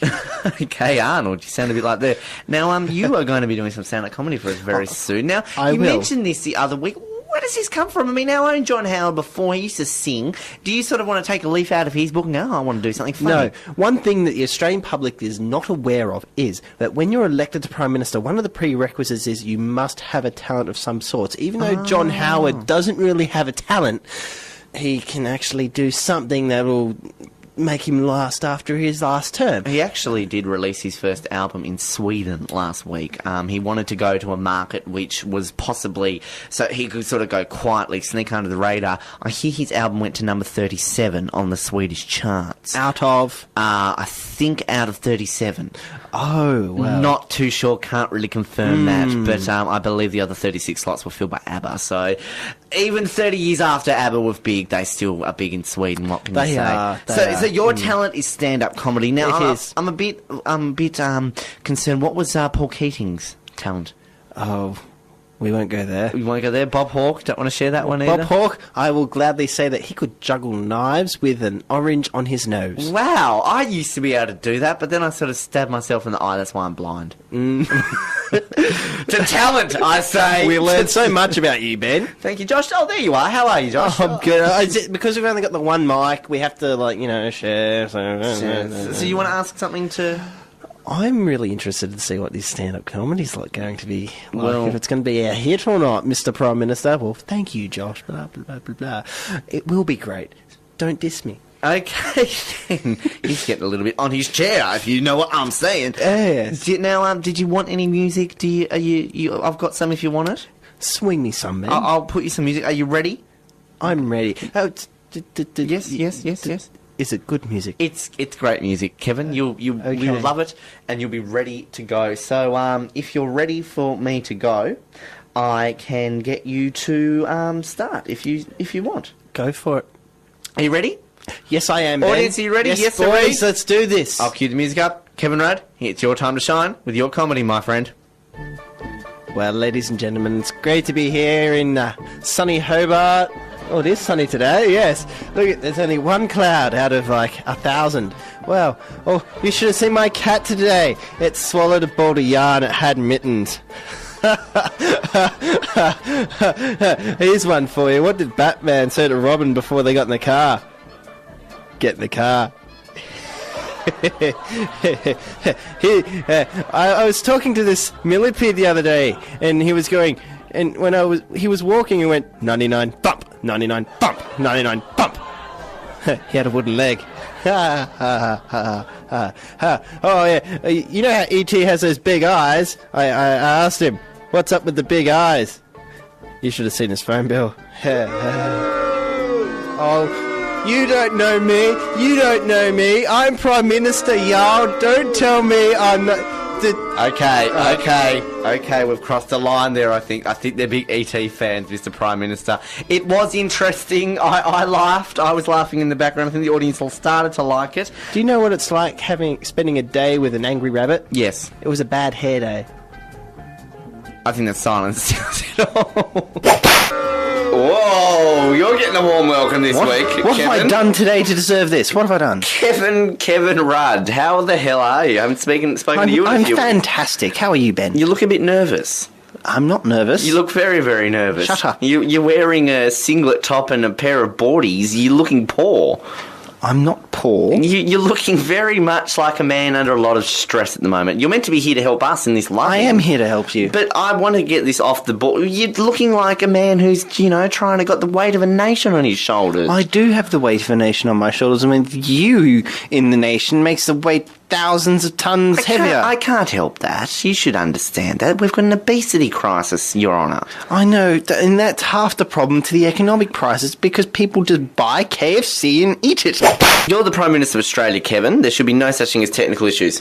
I blame it on the Liberal Party. Fair enough, as you do. How's your week been so far, Kevin? It's been interesting. Well, interesting. Define interesting. Why is it being interesting? I've had numerous things happen. I have had Australians caught in India. I've had an Australian shot in Afghanistan. It's a sad week. I know. But what about you, Kevin? How have you been doing? I had sausages and veggies the other night. It was quite nice. Really? Did you cook them yourself, or was it your chef? No. Teresa did. Yes? Yes. Yes, is she a good cook? When she wants to be. When she wants something. Fair enough. So is it just basically a case of, I'm Kevin Rudd, I want to relax, I'm going to put my feet up, Teresa get me some sausages and veggies? Pretty much. Yes, we were talking a little bit about what you do in your spare time now. Yes. Some things that are really big in the world of video gaming, Guitar Hero and SingStar. Oh, yes. Now, are you a fan of either or have you... I love them both. I like jamming with Obama. Oh, yes, so you could do a bit of online action, do you? That's right. That would be very fun. I could see him there on his guitar, getting funky with it. One thing I have got my hands on is World Tour. Oh, yeah, I was going to say that. It sort of combines both of them together and you get your drum kit and your microphone. Seems like a very fun idea. Oh, yes. Are you a drummer, a singer, or a guitarist? I'm a singer. Oh, yes. What's your favourite tune to sing, Kevin?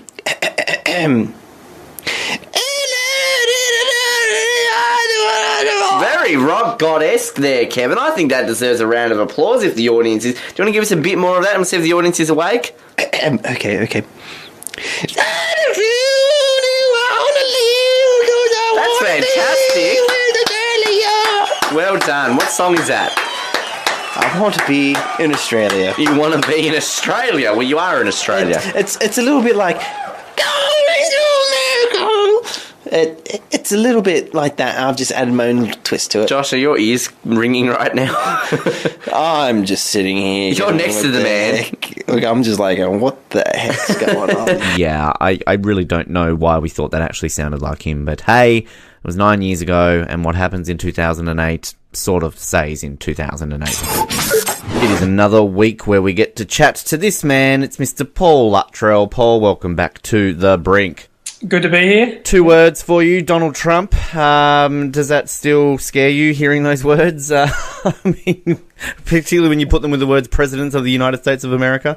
Yeah, that makes all the difference. I mean, Donald Trump on his own is kind of,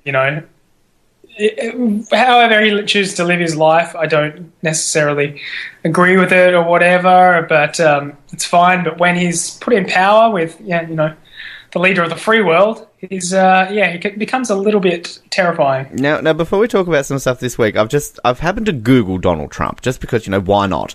So the first thing I've typed in President of the United States. It of course comes up. Google does that thing now where they have the little image that pops up. It's like a nice little service there, and you click on his little thing, and it kind of brings up the basics. The little tagline: the 45th President of the United States, his age, his height, his net worth, spouse, children, and it's got here quotes. Right, so these, according to Google, are the 3 most prominent quotes ever said by Donald Trump. This is literally number 1. I was going to guess. Well, okay, guess what? What do you think the number 1 quote, according to Google, is that Donald Trump has ever said? And no, it's not grab her by the pussy. That was going to be in there. Let's say you're fake news. No. That's not in there? It's no, it's not. Like, there's actually only one of these is kind of one of these ones that you think you shouldn't be associated. 2 of them are kind of like, these, quote, inspirational ones. Really? I don't know if you'll get this first one, because it's a bit obscure, but it's still very strange. This is their first quote for Donald Trump. It's not lock her up? No, it's got to do with women. Okay, well, you tell me what it is. All right. All of the women on The Apprentice flirted with me, consciously or unconsciously. That's to be expected. That is literally the most prominent quote from Donald Trump, according to Google. Seriously? Yep. The other two. Does he mean unconscious as in, like, Bill Cosby? Maybe. I'm not sure. The other 2 that they've got here, these are kind of the non-bad ones. What separates the winners from the losers is how a person reacts to each new twist of fate, and sometimes your best investments are the ones you don't make. So cool. But it's got here, like, underneath they have the whole people also searched for, right? So there's 6 people here. Who do you assume the 6 most commonly searched for people alongside Donald Trump are, according to Google? Well, Sean Spicer. Yes, he's in there. Kellyanne Conway. Nope. Oh, no Kellyanne. And Jared Kushner. Nope. Think. Don't necessarily think his staff members. Think kind of, I guess, family, people related to him in terms of what his job is and stuff like that. Ivanka Trump. Yes, Ivanka's in there. What about, like, Vladimir Putin? Yes, he's number 4. Number 4 in there. Maybe Obama? Yes, he's actually the first one apparently related. There's the other 2, you'll get the other 2 here if you think about it. Again, one's family and one's, Eric. I guess, I'll give this away straight away, a very prominent rival of his. Okay, Eric Trump? No. Think closer to home. Donald Trump Jr.? No. Melania? Yes, Melania. Okay. And who's his key rival? Hillary Clinton? Yes. So, got them all. Yeah, you did, but I love the fact that Putin's in here. Number 4. Number 4, yeah. Above Ivanka and Sean Spicer, so... Right. Speaking of Trump, I mean, it's always a fun week in the world of Donald Trump, but the I word's being used, I think, prominently for the first time. It's not just a case of, we wish he would be impeached. There's actually seemingly grounds for him possibly being impeached at the moment.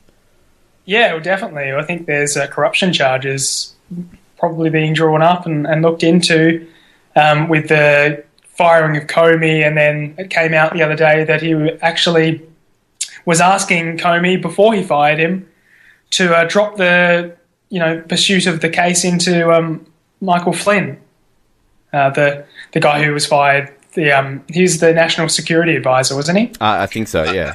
Yeah. He was fired for possible collusion with the Russians. So yeah, that's pretty interesting. I think that sounds like corruption to me. If you're trying to get in there and do a favour for someone who's possibly got, damning evidence on you. It's pretty interesting. I'm just interested here in terms of, I'm going to see if I can find this quickly. The amount of time, so like hypothetically, an impeachment process is a lengthy process. It's not like he can get impeached in one night. There will be a bit of time frame around it, but I'd be intrigued if this actually happens. What the shortest amount of time is. I've quickly managed to pull this up. So he's been in office right now. Time of recording this, obviously, this will be a few more days added to this by the time this episode is released. But 118 days, a very long 118 days he has been in office. So he currently is the second shortest serving president. The shortest serving president, here's a trivia question for you. I mean, if you get this, you are a very smart man with US presidents. But who do you think the shortest serving... I never heard of this guy until like right now, so... Want to have a guess?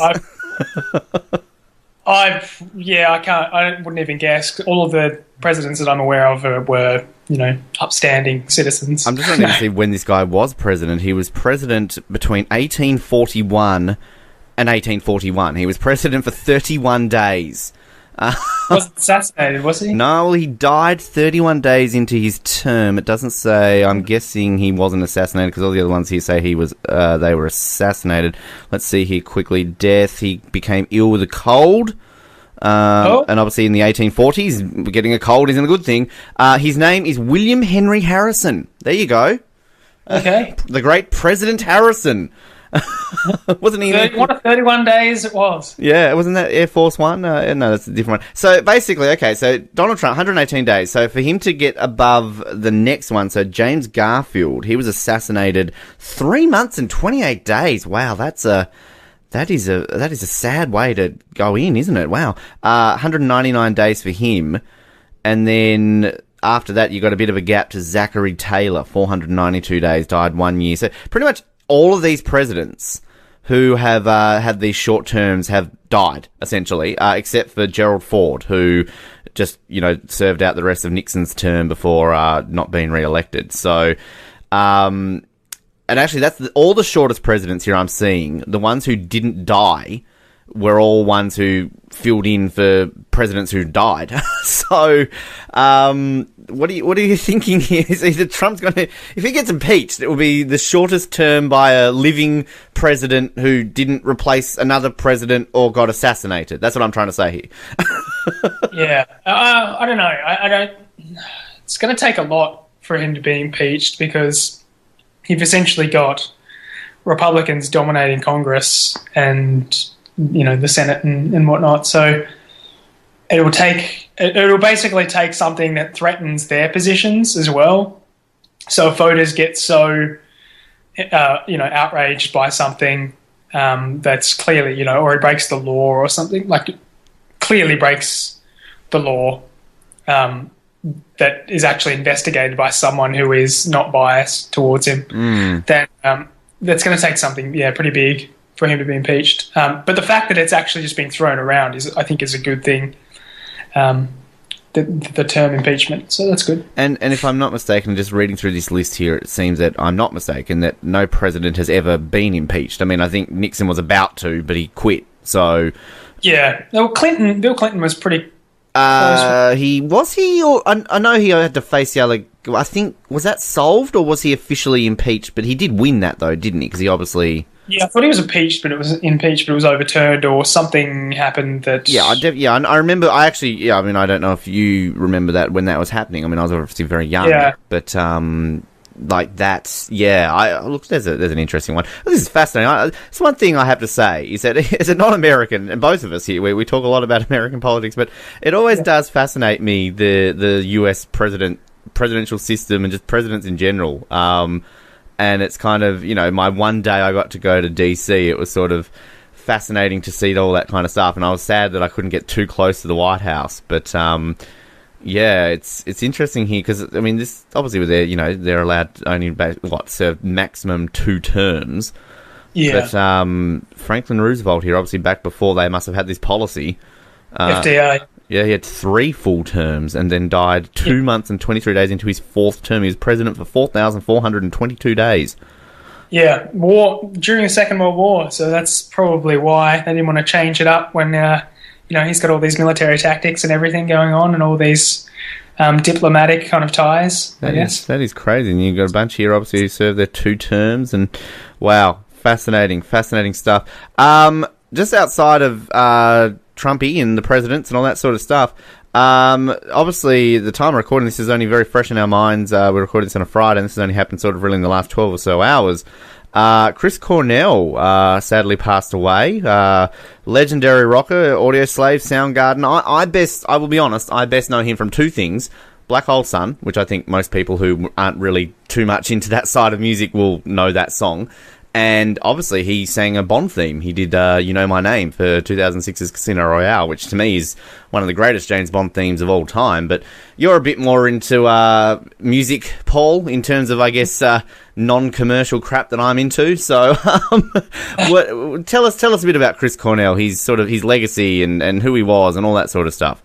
Okay, well, to address your point, I think grunge did kind of become pretty commercial in the 90s. That was the whole thing. It went from being this, little underground scene to being mainstream.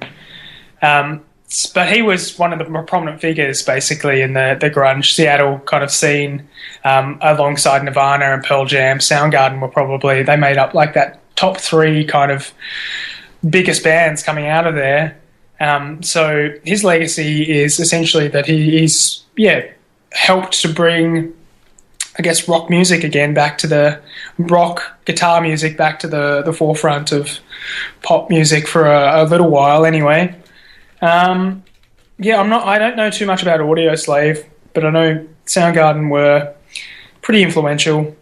And you mentioned Black Hole Sun. That was probably their biggest hit. Mm-hmm. But I know that he works in lots of different projects and things like that. But it's 52. It's not very old. It's very young. It's very It's interesting actually. I remember because I remember when he did the Bond theme, I hadn't really heard of him at that time. So I was like, okay, who's this guy? So I sort of looked him up and didn't necessarily go into his back catalogue, but it wasn't that long after he did the Bond theme in 2006. He released a solo album that I believe he collaborated with Timbaland, of all people. And I think it got terrible reviews from what I remember. This is, back when Timbaland was the pit bull of the time. He was on everybody's CD. But I actually didn't mind some of his stuff. That's kind of, I guess, me in my music taste. But, look, listening to that album and hearing some of the stuff, obviously, that he went out with the grunge stuff, vastly different. That would be like if Kurt Cobain all of a sudden started working with Timbaland if he was still alive. I could see why it pissed a few people off. But, it's interesting to see just obviously the reaction to this. Sadly, it's been reported that it was suicide. So, it's obviously very, very sad. And I believe kind of the footage and stuff that's coming out after this, he performed one more concert. I believe he was in Detroit. And I think the last song that somebody filmed him doing had very strong ties to death. Like, I can't remember what the song was, but, very haunting lyrics considering that he obviously then went back to his hotel and sadly killed himself. So, it's a bit... It's going to be. I feel it's going to be one of these things, almost like I don't know if it'll have the impact of a Kurt Cobain because he's obviously not quite as young as Kurt Cobain, and I don't know is he as influential perhaps, but it's going to be one of these ones that's talked about for a while. I feel. Yeah, I think the fact that it's like it was quite premeditated as well. That he was thinking about it when he was in public, and then obviously, and then gone back and done that. I think it's a tough one. Yeah. I think that people think of these artists and whatever as kind of, above everything and transcendent, and when people criticize them or whatever, they don't really think about its impact and whatever. And I think that, as you say, with that album, doing his last solo album, getting torn to shreds or whatever, I think it has an impact on someone's kind of mental health and whatever. Do you have an artist? Because I guess kind of we always have, our favourite artists and favourite bands and that. And generally, a lot of the time in our lifetime, there's always that moment, people say, like, where were you when John Lennon died? Or I remember my mum used to say about, like, Elvis. And I guess for me, it was Michael Jackson, because, he was my favourite. Do you have a singer like that A, has either passed away, or B, if they did, you would be seriously sad? Well, I was pretty... shaken up when Bowie died. Mm-hmm. I thought that was pretty sad. Maybe not as much as a friend of ours, Dakoda.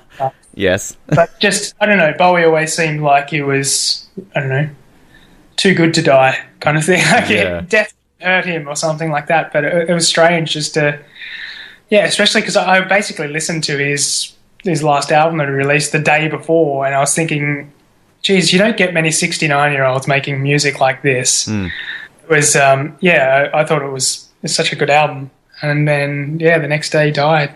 So that was there. But now, if someone like Tom York or something died, that would probably be pretty off. Tom York's the lead singer of Radiohead, by the way. Okay, good. Thank you. That's definitely for me. Yes. Yeah, so that would be pretty terrible. I think when anyone dies, before. Oh, for sure. Yeah. Or even Bowie was 69, and that was still devastating. So. Well, there was a recent one, I think, in the last week or two, which, as a fan of dance music, which a lot of people might not know, and Robert Miles, who, of course, if you know the 90s dance song Children, you would know automatically who he is. But that was kind of pretty sad, too, because I think he was even younger than Chris Cornell. I think he was only like 38 or something like that. Oh, wow. So, that was kind of a big one in the dance music scene. He was a great DJ. Look, it's a sad part of life. We've all got to die at some point, but it's obviously sad when you kind of hear of these people, and particularly when they've got large fan bases. I mean, it's kind of interesting. I remember we used to have this talk, like, when Michael Jackson died, it was kind of like, look, is there ever going to be anyone who's alive at the moment that anything would be bigger than this? You know what I mean? And I can think of a few that would have a very similar level of mourning on him, but I don't think there would be very many. I don't know who do you think would top that? Because that was obviously a very big deal when Michael Jackson died. Who do I think would have the greatest death of all time? Well, this is a weird conversation, but I guess kind of who would... The same outpouring that kind of happened with Michael Jackson died, if you know what I mean. Okay, so someone who has essentially a larger fan base, more people are emotionally attached to, and it would also be a massive shock if they died. Yeah, like who's alive now, basically, that would have that same level? I mean, look, I guess if Beyonce died, like, right now, like, I mean, I'm not saying she has the same legacy as Michael Jackson, but I mean, her age and kind of her status in music right now. I mean, you think about that, how that would happen. I would like to think Madonna, but I would honestly not think she would have the same, because she obviously has a lot more criticizers than Michael Jackson did, I feel. So... yeah, I don't know. That's a weird question to ask you. Yeah, it's hard. I think that obviously if someone was, died at the peak of their career, then that's probably going to... I would say, something like Beyonce or someone, or, I don't know, Taylor Swift or something like that. Not that they essentially have the same kind of legacy. Yeah, that it's Michael just, Jackson I guess, their status in society at the moment. They're very young as well, and that would be a very big shock. Heaven forbid if Bieber died. I mean, but, like, come on. We know how news-dominating that would be. Not that it would be a good thing, but I think some people would be celebrating. Oh, yeah. Yeah, but, even, as terrible as that is. No, I'm not saying I would at all. But you would also know that if he died, like, right now, and by the way, if he dies in between us recording this and releasing this, we didn't do it. You'd also... Because generally when, obviously, one of these artists dies...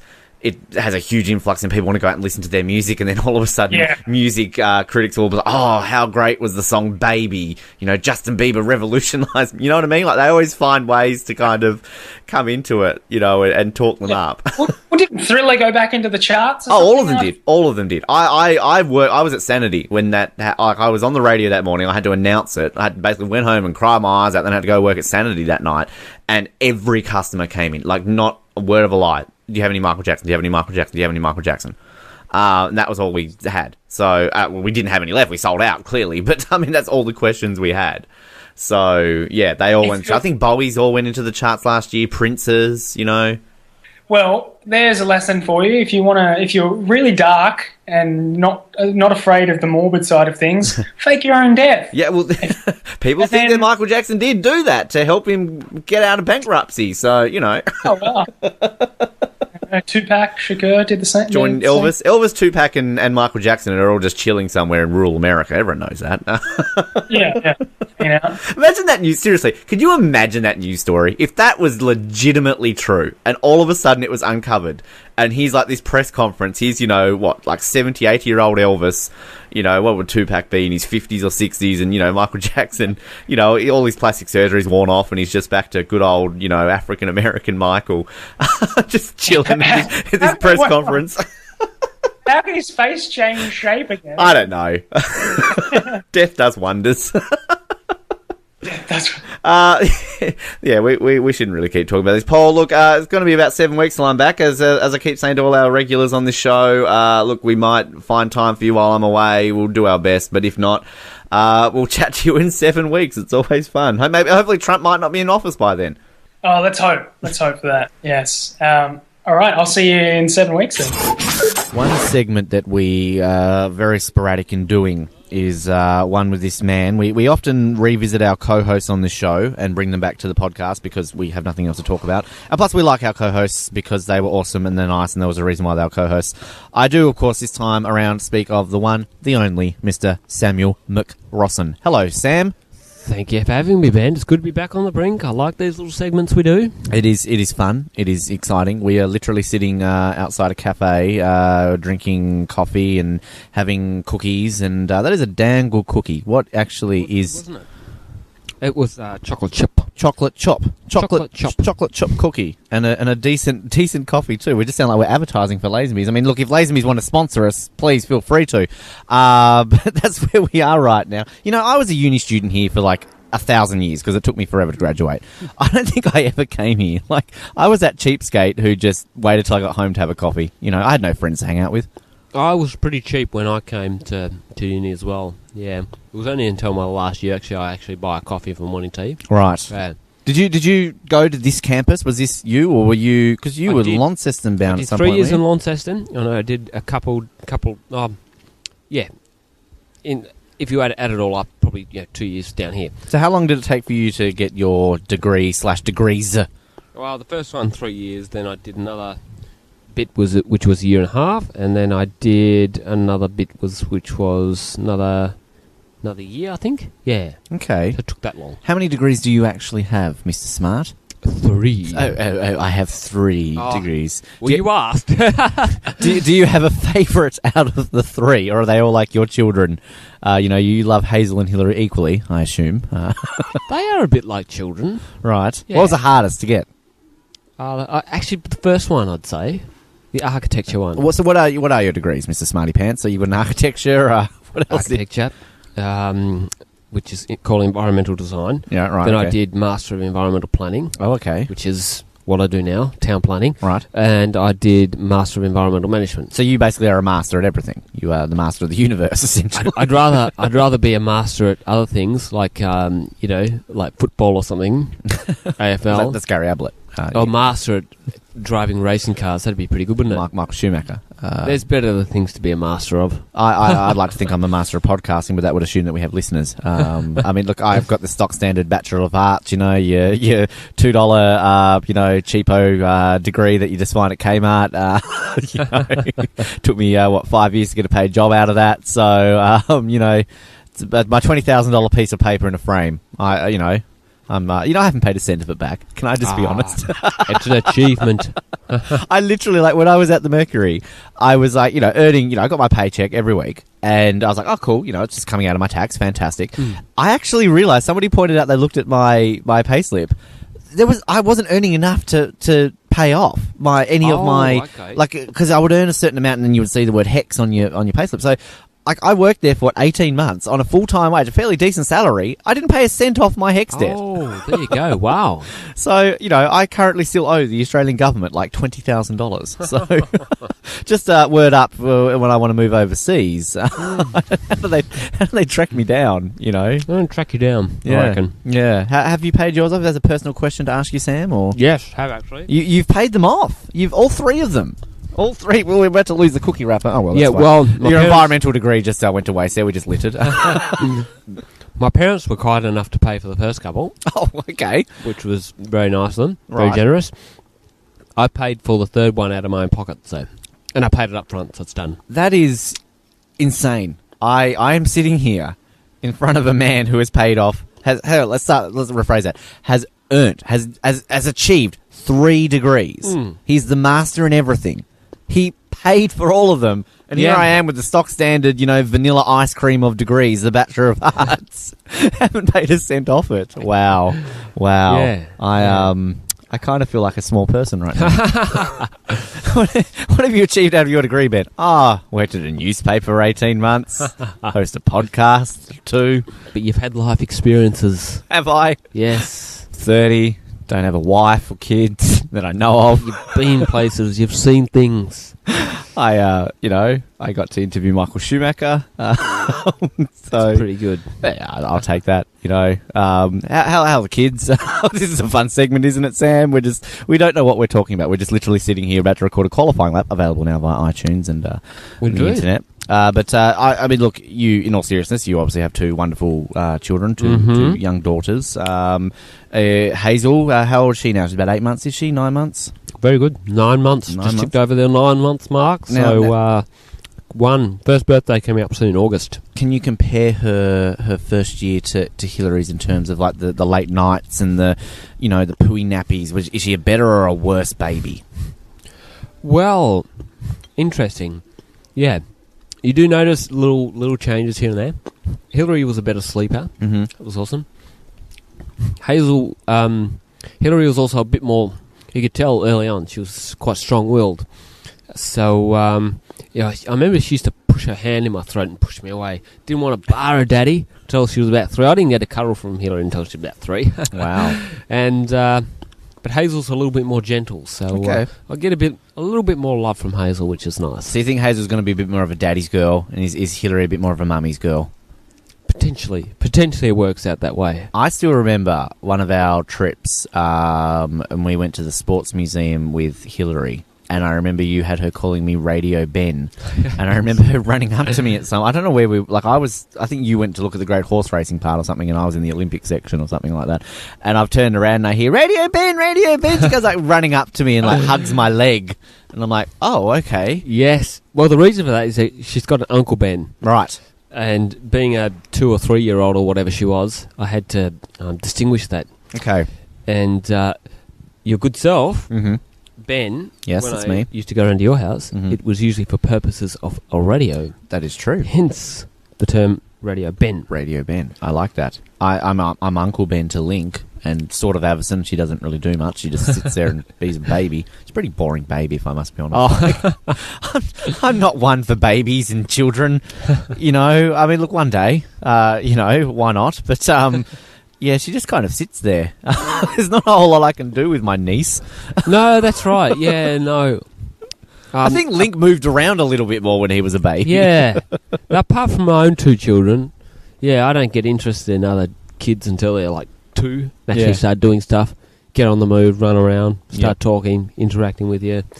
Yeah, you can pick them up and throw them and stuff, that stage. Yeah, you can throw them as a baby, just don't let people see. It's just, shut up. Woo! That's another topic. Sam, it's always fun. Thank you for joining us on The Brink. We've got to do this more often. So, yes, appreciate your time on the show. Thank you very much.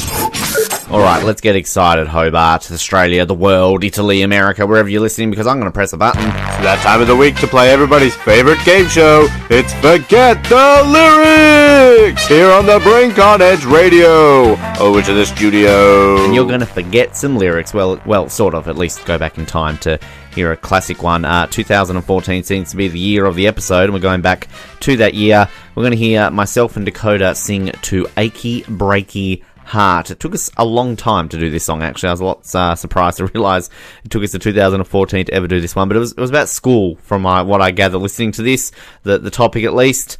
It's quite interesting. Anyway, Dakoda and myself, Achy Breaky Heart, Forget Lyrics, 2014.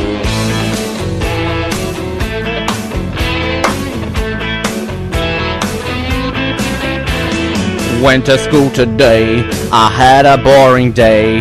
I just wanted to go home and work on a model boat that I got for my birthday, but there was an hour left to go. I looked over at my friend, his name was Roger. He didn't want to wait any longer. I looked at my girlfriend Emma, she said to me, no way, it's time to wait around at school today. Make the time go fast, go really, really fast. I don't wanna be at school anymore. Roger and Emma wanna come home and play that game with Jennifer Lawrence in it. Ooh! Over to you, Sir Dakoda. Take it home! Take it home! Yeah! Yeah! Yeah! There's half an hour left. I'm doing my work, which I don't usually do at school. But there's half an hour left, as I said before. But I can't wait any longer. I asked the teacher if I can go to the toilet so I can waste my life. He says yes, so I go to the toilet. Come back, there's still half an hour left. Don't tell me that there's only 5 minutes left, because it's 5 minutes of my life wasted. Don't tell me that there's 5 minutes left, because I will blow up. Oh! Yeah, I actually don't even realise what that subject was. Again, school, that's what I guess it was. But, hey, cool, it was great to listen to. It is another week of the Brink, and it means another week of finding out what is happening in the second largest country in the world. That, of course, is Canada, for those dumb bums out there who don't actually know that. I don't even know if our guest knows that. It's Colin Hilding. Hello, Colin. Welcome back. Hello. Thank you for having me back. Did you know that your country was the second largest in the world? We assume we're the largest, so I would love to know who's largest. That's the honest truth. I know I heard a couple years ago that we were the second largest, but growing up, I always remember saying Canada's the biggest country in the world, but apparently we're not. Think about this. Thank you for shattering. Think about this, Colin. There's a very obvious country that is huge. I think... there's a very angry man who runs it. Well, he's not that angry. I think he's just scary. The country takes over 2 continents. There was an Olympics there recently. Not Uzbekistan, is it? The great Uzbekistan Olympics. Who could forget? Russia, Colin. Russia. Oh, that's right. Anyway, welcome to Geography Oz, which is not what we're on. We're on the brink. But hockey, this is the last time we can basically do this, possibly for 7 weeks. I mean, I keep saying to all our guests that we'll probably get you on while I'm on the road. I'll be bored. I'm in Hawaii. I want a podcast. But You spent thousands of dollars to travel the world to be bored and talk to people that you were talking to beforehand. Exactly. All right, that's my life. But at the time of recording this, like legitimately right now, to date this, Saturday for me, Friday night for you. Now, we are in the midst of the third period of Game 4 of the Eastern Conference Finals between the Pittsburgh Penguins and the Ottawa Senators. Update us on the score here, Colin, because I think we're going to get a live result here, even though it's not live by the time people hear this. Yeah, so it's 3-2 right now for Pittsburgh. Pittsburgh was up 3-0 earlier. So Ottawa made a comeback in the third period that I didn't notice because we were too busy looking up stuff on the Emoji Movie. What a movie. Let it be known now. But yeah, it looks like Ottawa just pulled their goalie, and it looks like I'm looking at it, there might be a penalty against Pittsburgh here for having too many men on the ice. Oh, wow. So possible 2-man advantage, I don't know, maybe. This is big. I mean, this is taking me back 24 hours when Anaheim were leading all game 2-0, and then fucking Nashville get 2 late goals, including one in the last 30 seconds. Luckily, obviously, Anaheim took it in overtime. Game 4, it's 2-2 in that one. Again, at least time of recording this. But we also mentioned that after, I think, the first period of Anaheim and Nashville, Anaheim had something like 14 shots and Nashville had one in an entire period. Yes. And can we also mention our man Subban? He got one of the goals for Nashville, and he sort of got the winning goal because it deflected off his stick into the net from Corey Perry. So, in a way, 2 players I really like got a goal for Anaheim to win the game. So, thank you, Mr. Subban. I also did want to mention, I talked about this much at the beginning of the playoffs. You know, when my teams lose, I find another team to support.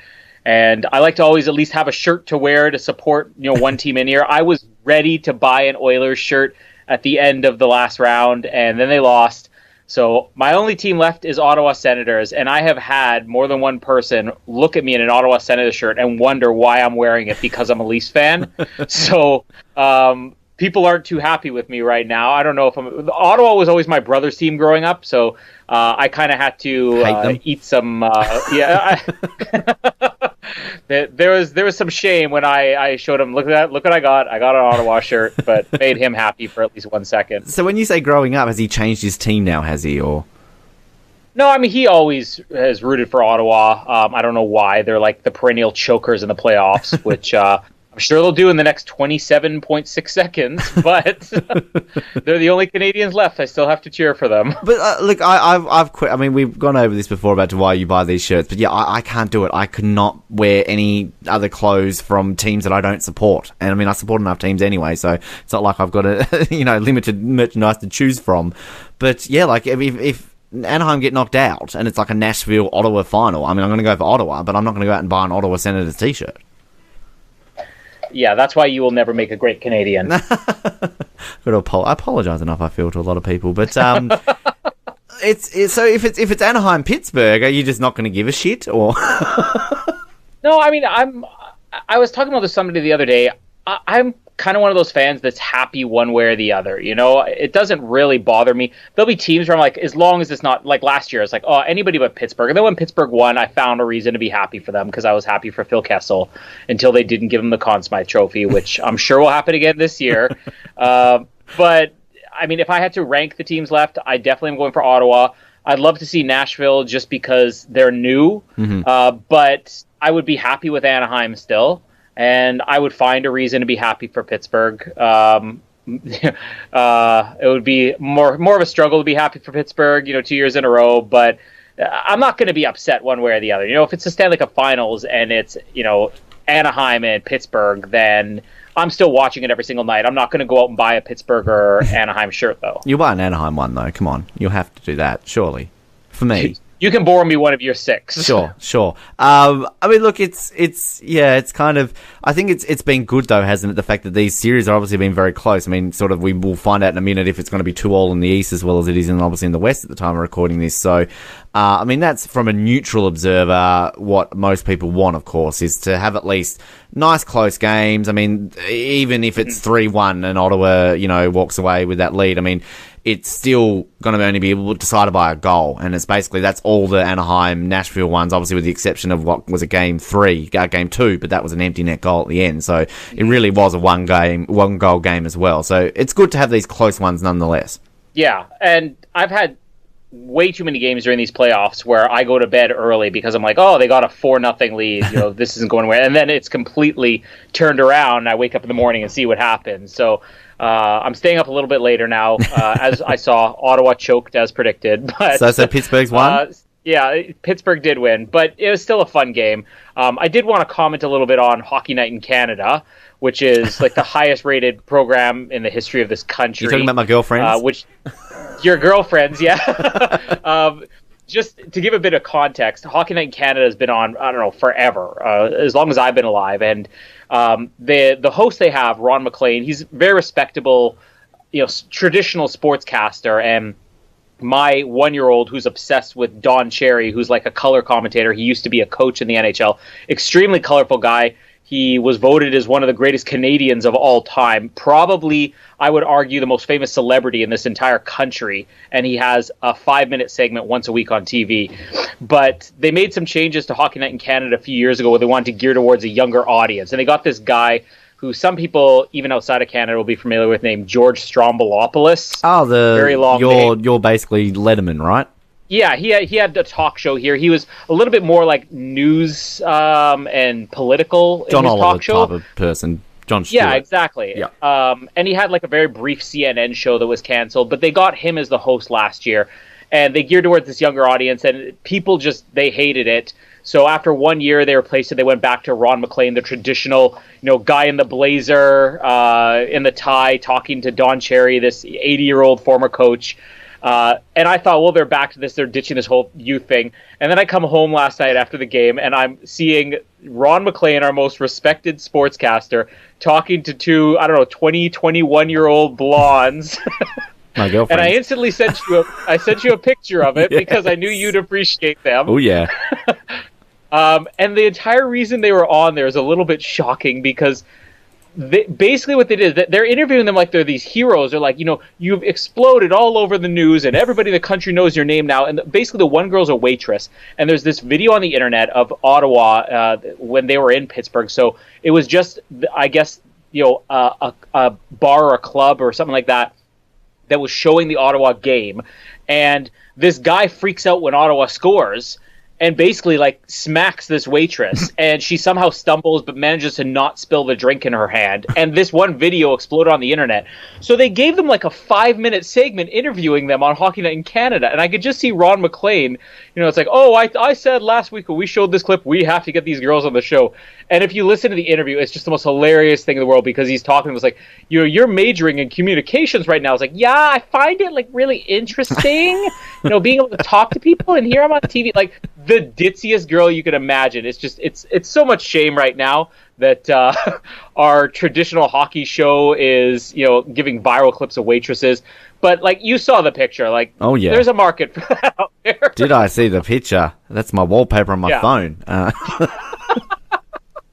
So I will say the wallpaper on my phone is the Anaheim Ducks logo, but yeah, they're in a folder somewhere in your photos. In the wank bank. It's is that a Canadian thing? Do you guys use that term in Canada, or is that an Australian thing? I've never heard of it before. You will use it now. You're welcome, Canada. The wank bank. Jamie knows about the wank bank. She goes to like menhunks.com or whatever. We are going to be here. Yeah, next week Ron McLean is going to be on Hockey Night in Canada talking about how Wank Bank has just exploded across this country. Well, it's probably in a different context if the Wank Bank exploded, but we won't get into that. But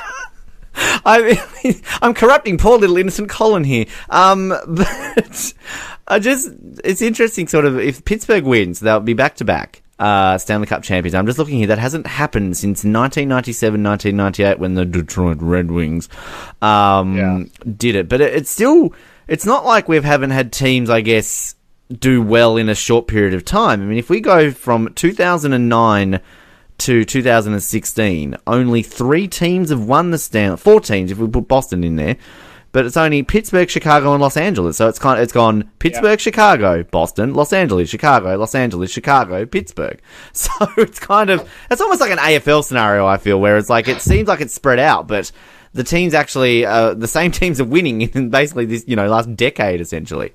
I mean, I remember growing up, it was normal. It almost was like a prerequisite. If you won the Stanley Cup, you're probably winning it next year. I remember when Pittsburgh won it 2 back-to-back years when I was a kid, and I remember the New York Rangers doing it right after that. Like, I think literally the very next year. But after that, it kind of was mixed up a little bit. But it always, you go through these stages. It was the same thing like in the late 90s, early 2000s. It was like New Jersey, Detroit, Colorado, and it was just those teams, flip-flopping back and forth. So I'm kind of waiting for a new team. That's one of the reasons why I'm leaning a little bit more towards Nashville.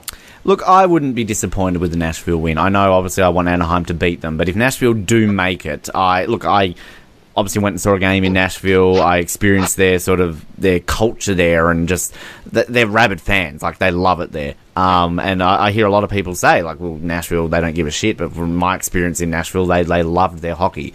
And yeah, I'm kind of with you when you said about the fact they're a newer team as well. They're only been around for less than 20 years? Early 2000s did they come into this? Or?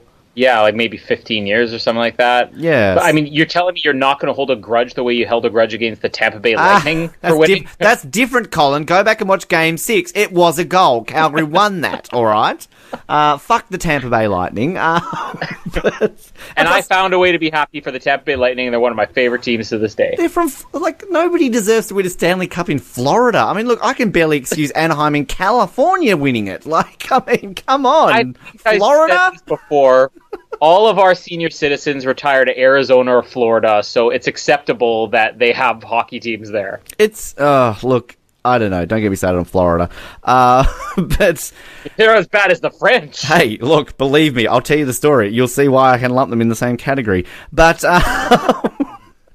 this is not Ben's personal life right now, guys. But yeah, look, I'm loving watching these though, and I mean, I'm so invested in, obviously, because Anaheim's in it, but I'm trying to obviously pay close attention to Ottawa and Pittsburgh, and look, for selfish reasons, as you know, I would like at least one of Anaheim or Pittsburgh to make it, because I will be I'll be in Pittsburgh and very close to Anaheim in the next few weeks. So it would be nice to be in a city where the Stanley Cup finals are on. So even if I can't afford a ticket into the game, to just hang outside the stadium or something, guess like that, because, that's, to me, that would be an experience in itself. Mm-hmm. Yeah, and for you to attend a Stanley Cup final before I do, I will have to sacrifice my Canadian citizenship. I think that's kind of as much of a shame as ditzy waitresses making it on Hockey Night in Canada.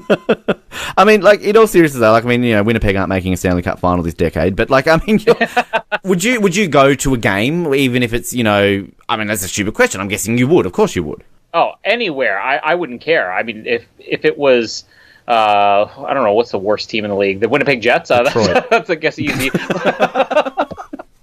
It wouldn't matter if it was like the 1990s Detroit Red Wings, you know, probably my least favorite team.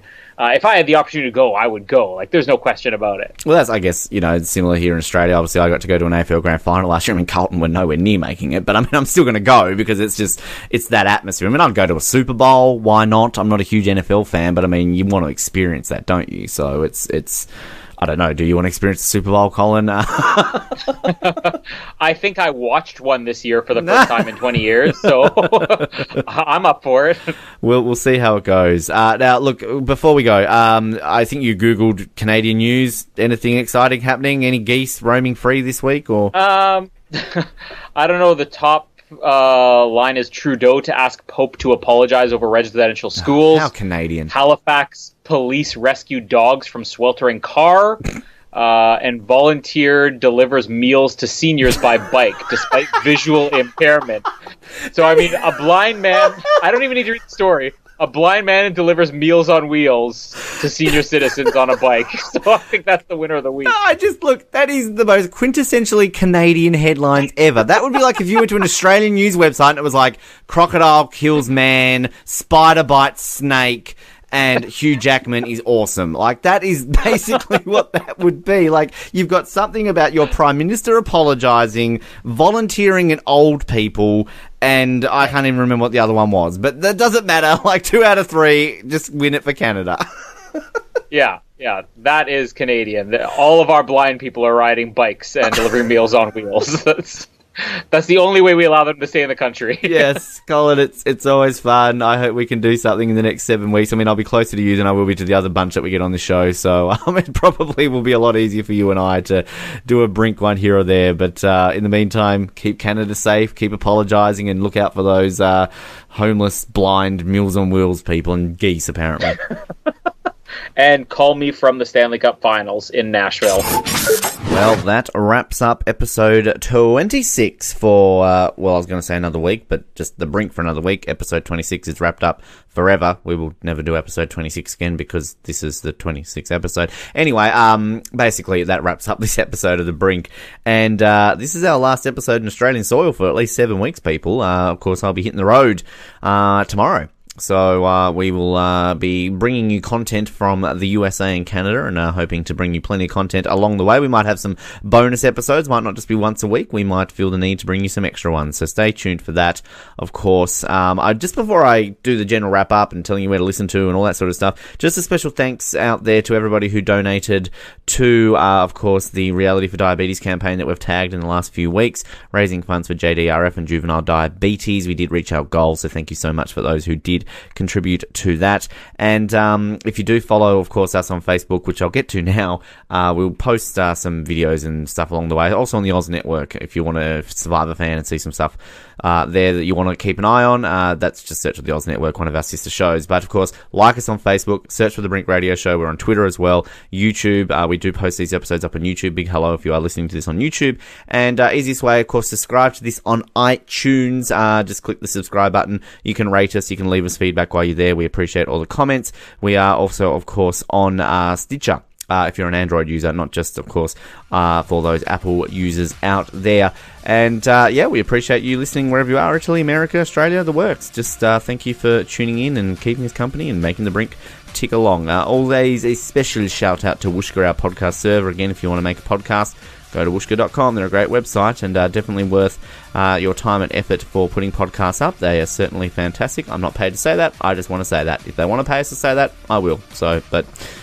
That's just an endorsement from myself. Thank you for your company today. Thank you to all of our guests. It's been a very busy, long show for you. But we'll speak to you next week from the US of A. Until then, thank you for tuning into the Brink. Keep sucking those oranges, Hobart, and a good night.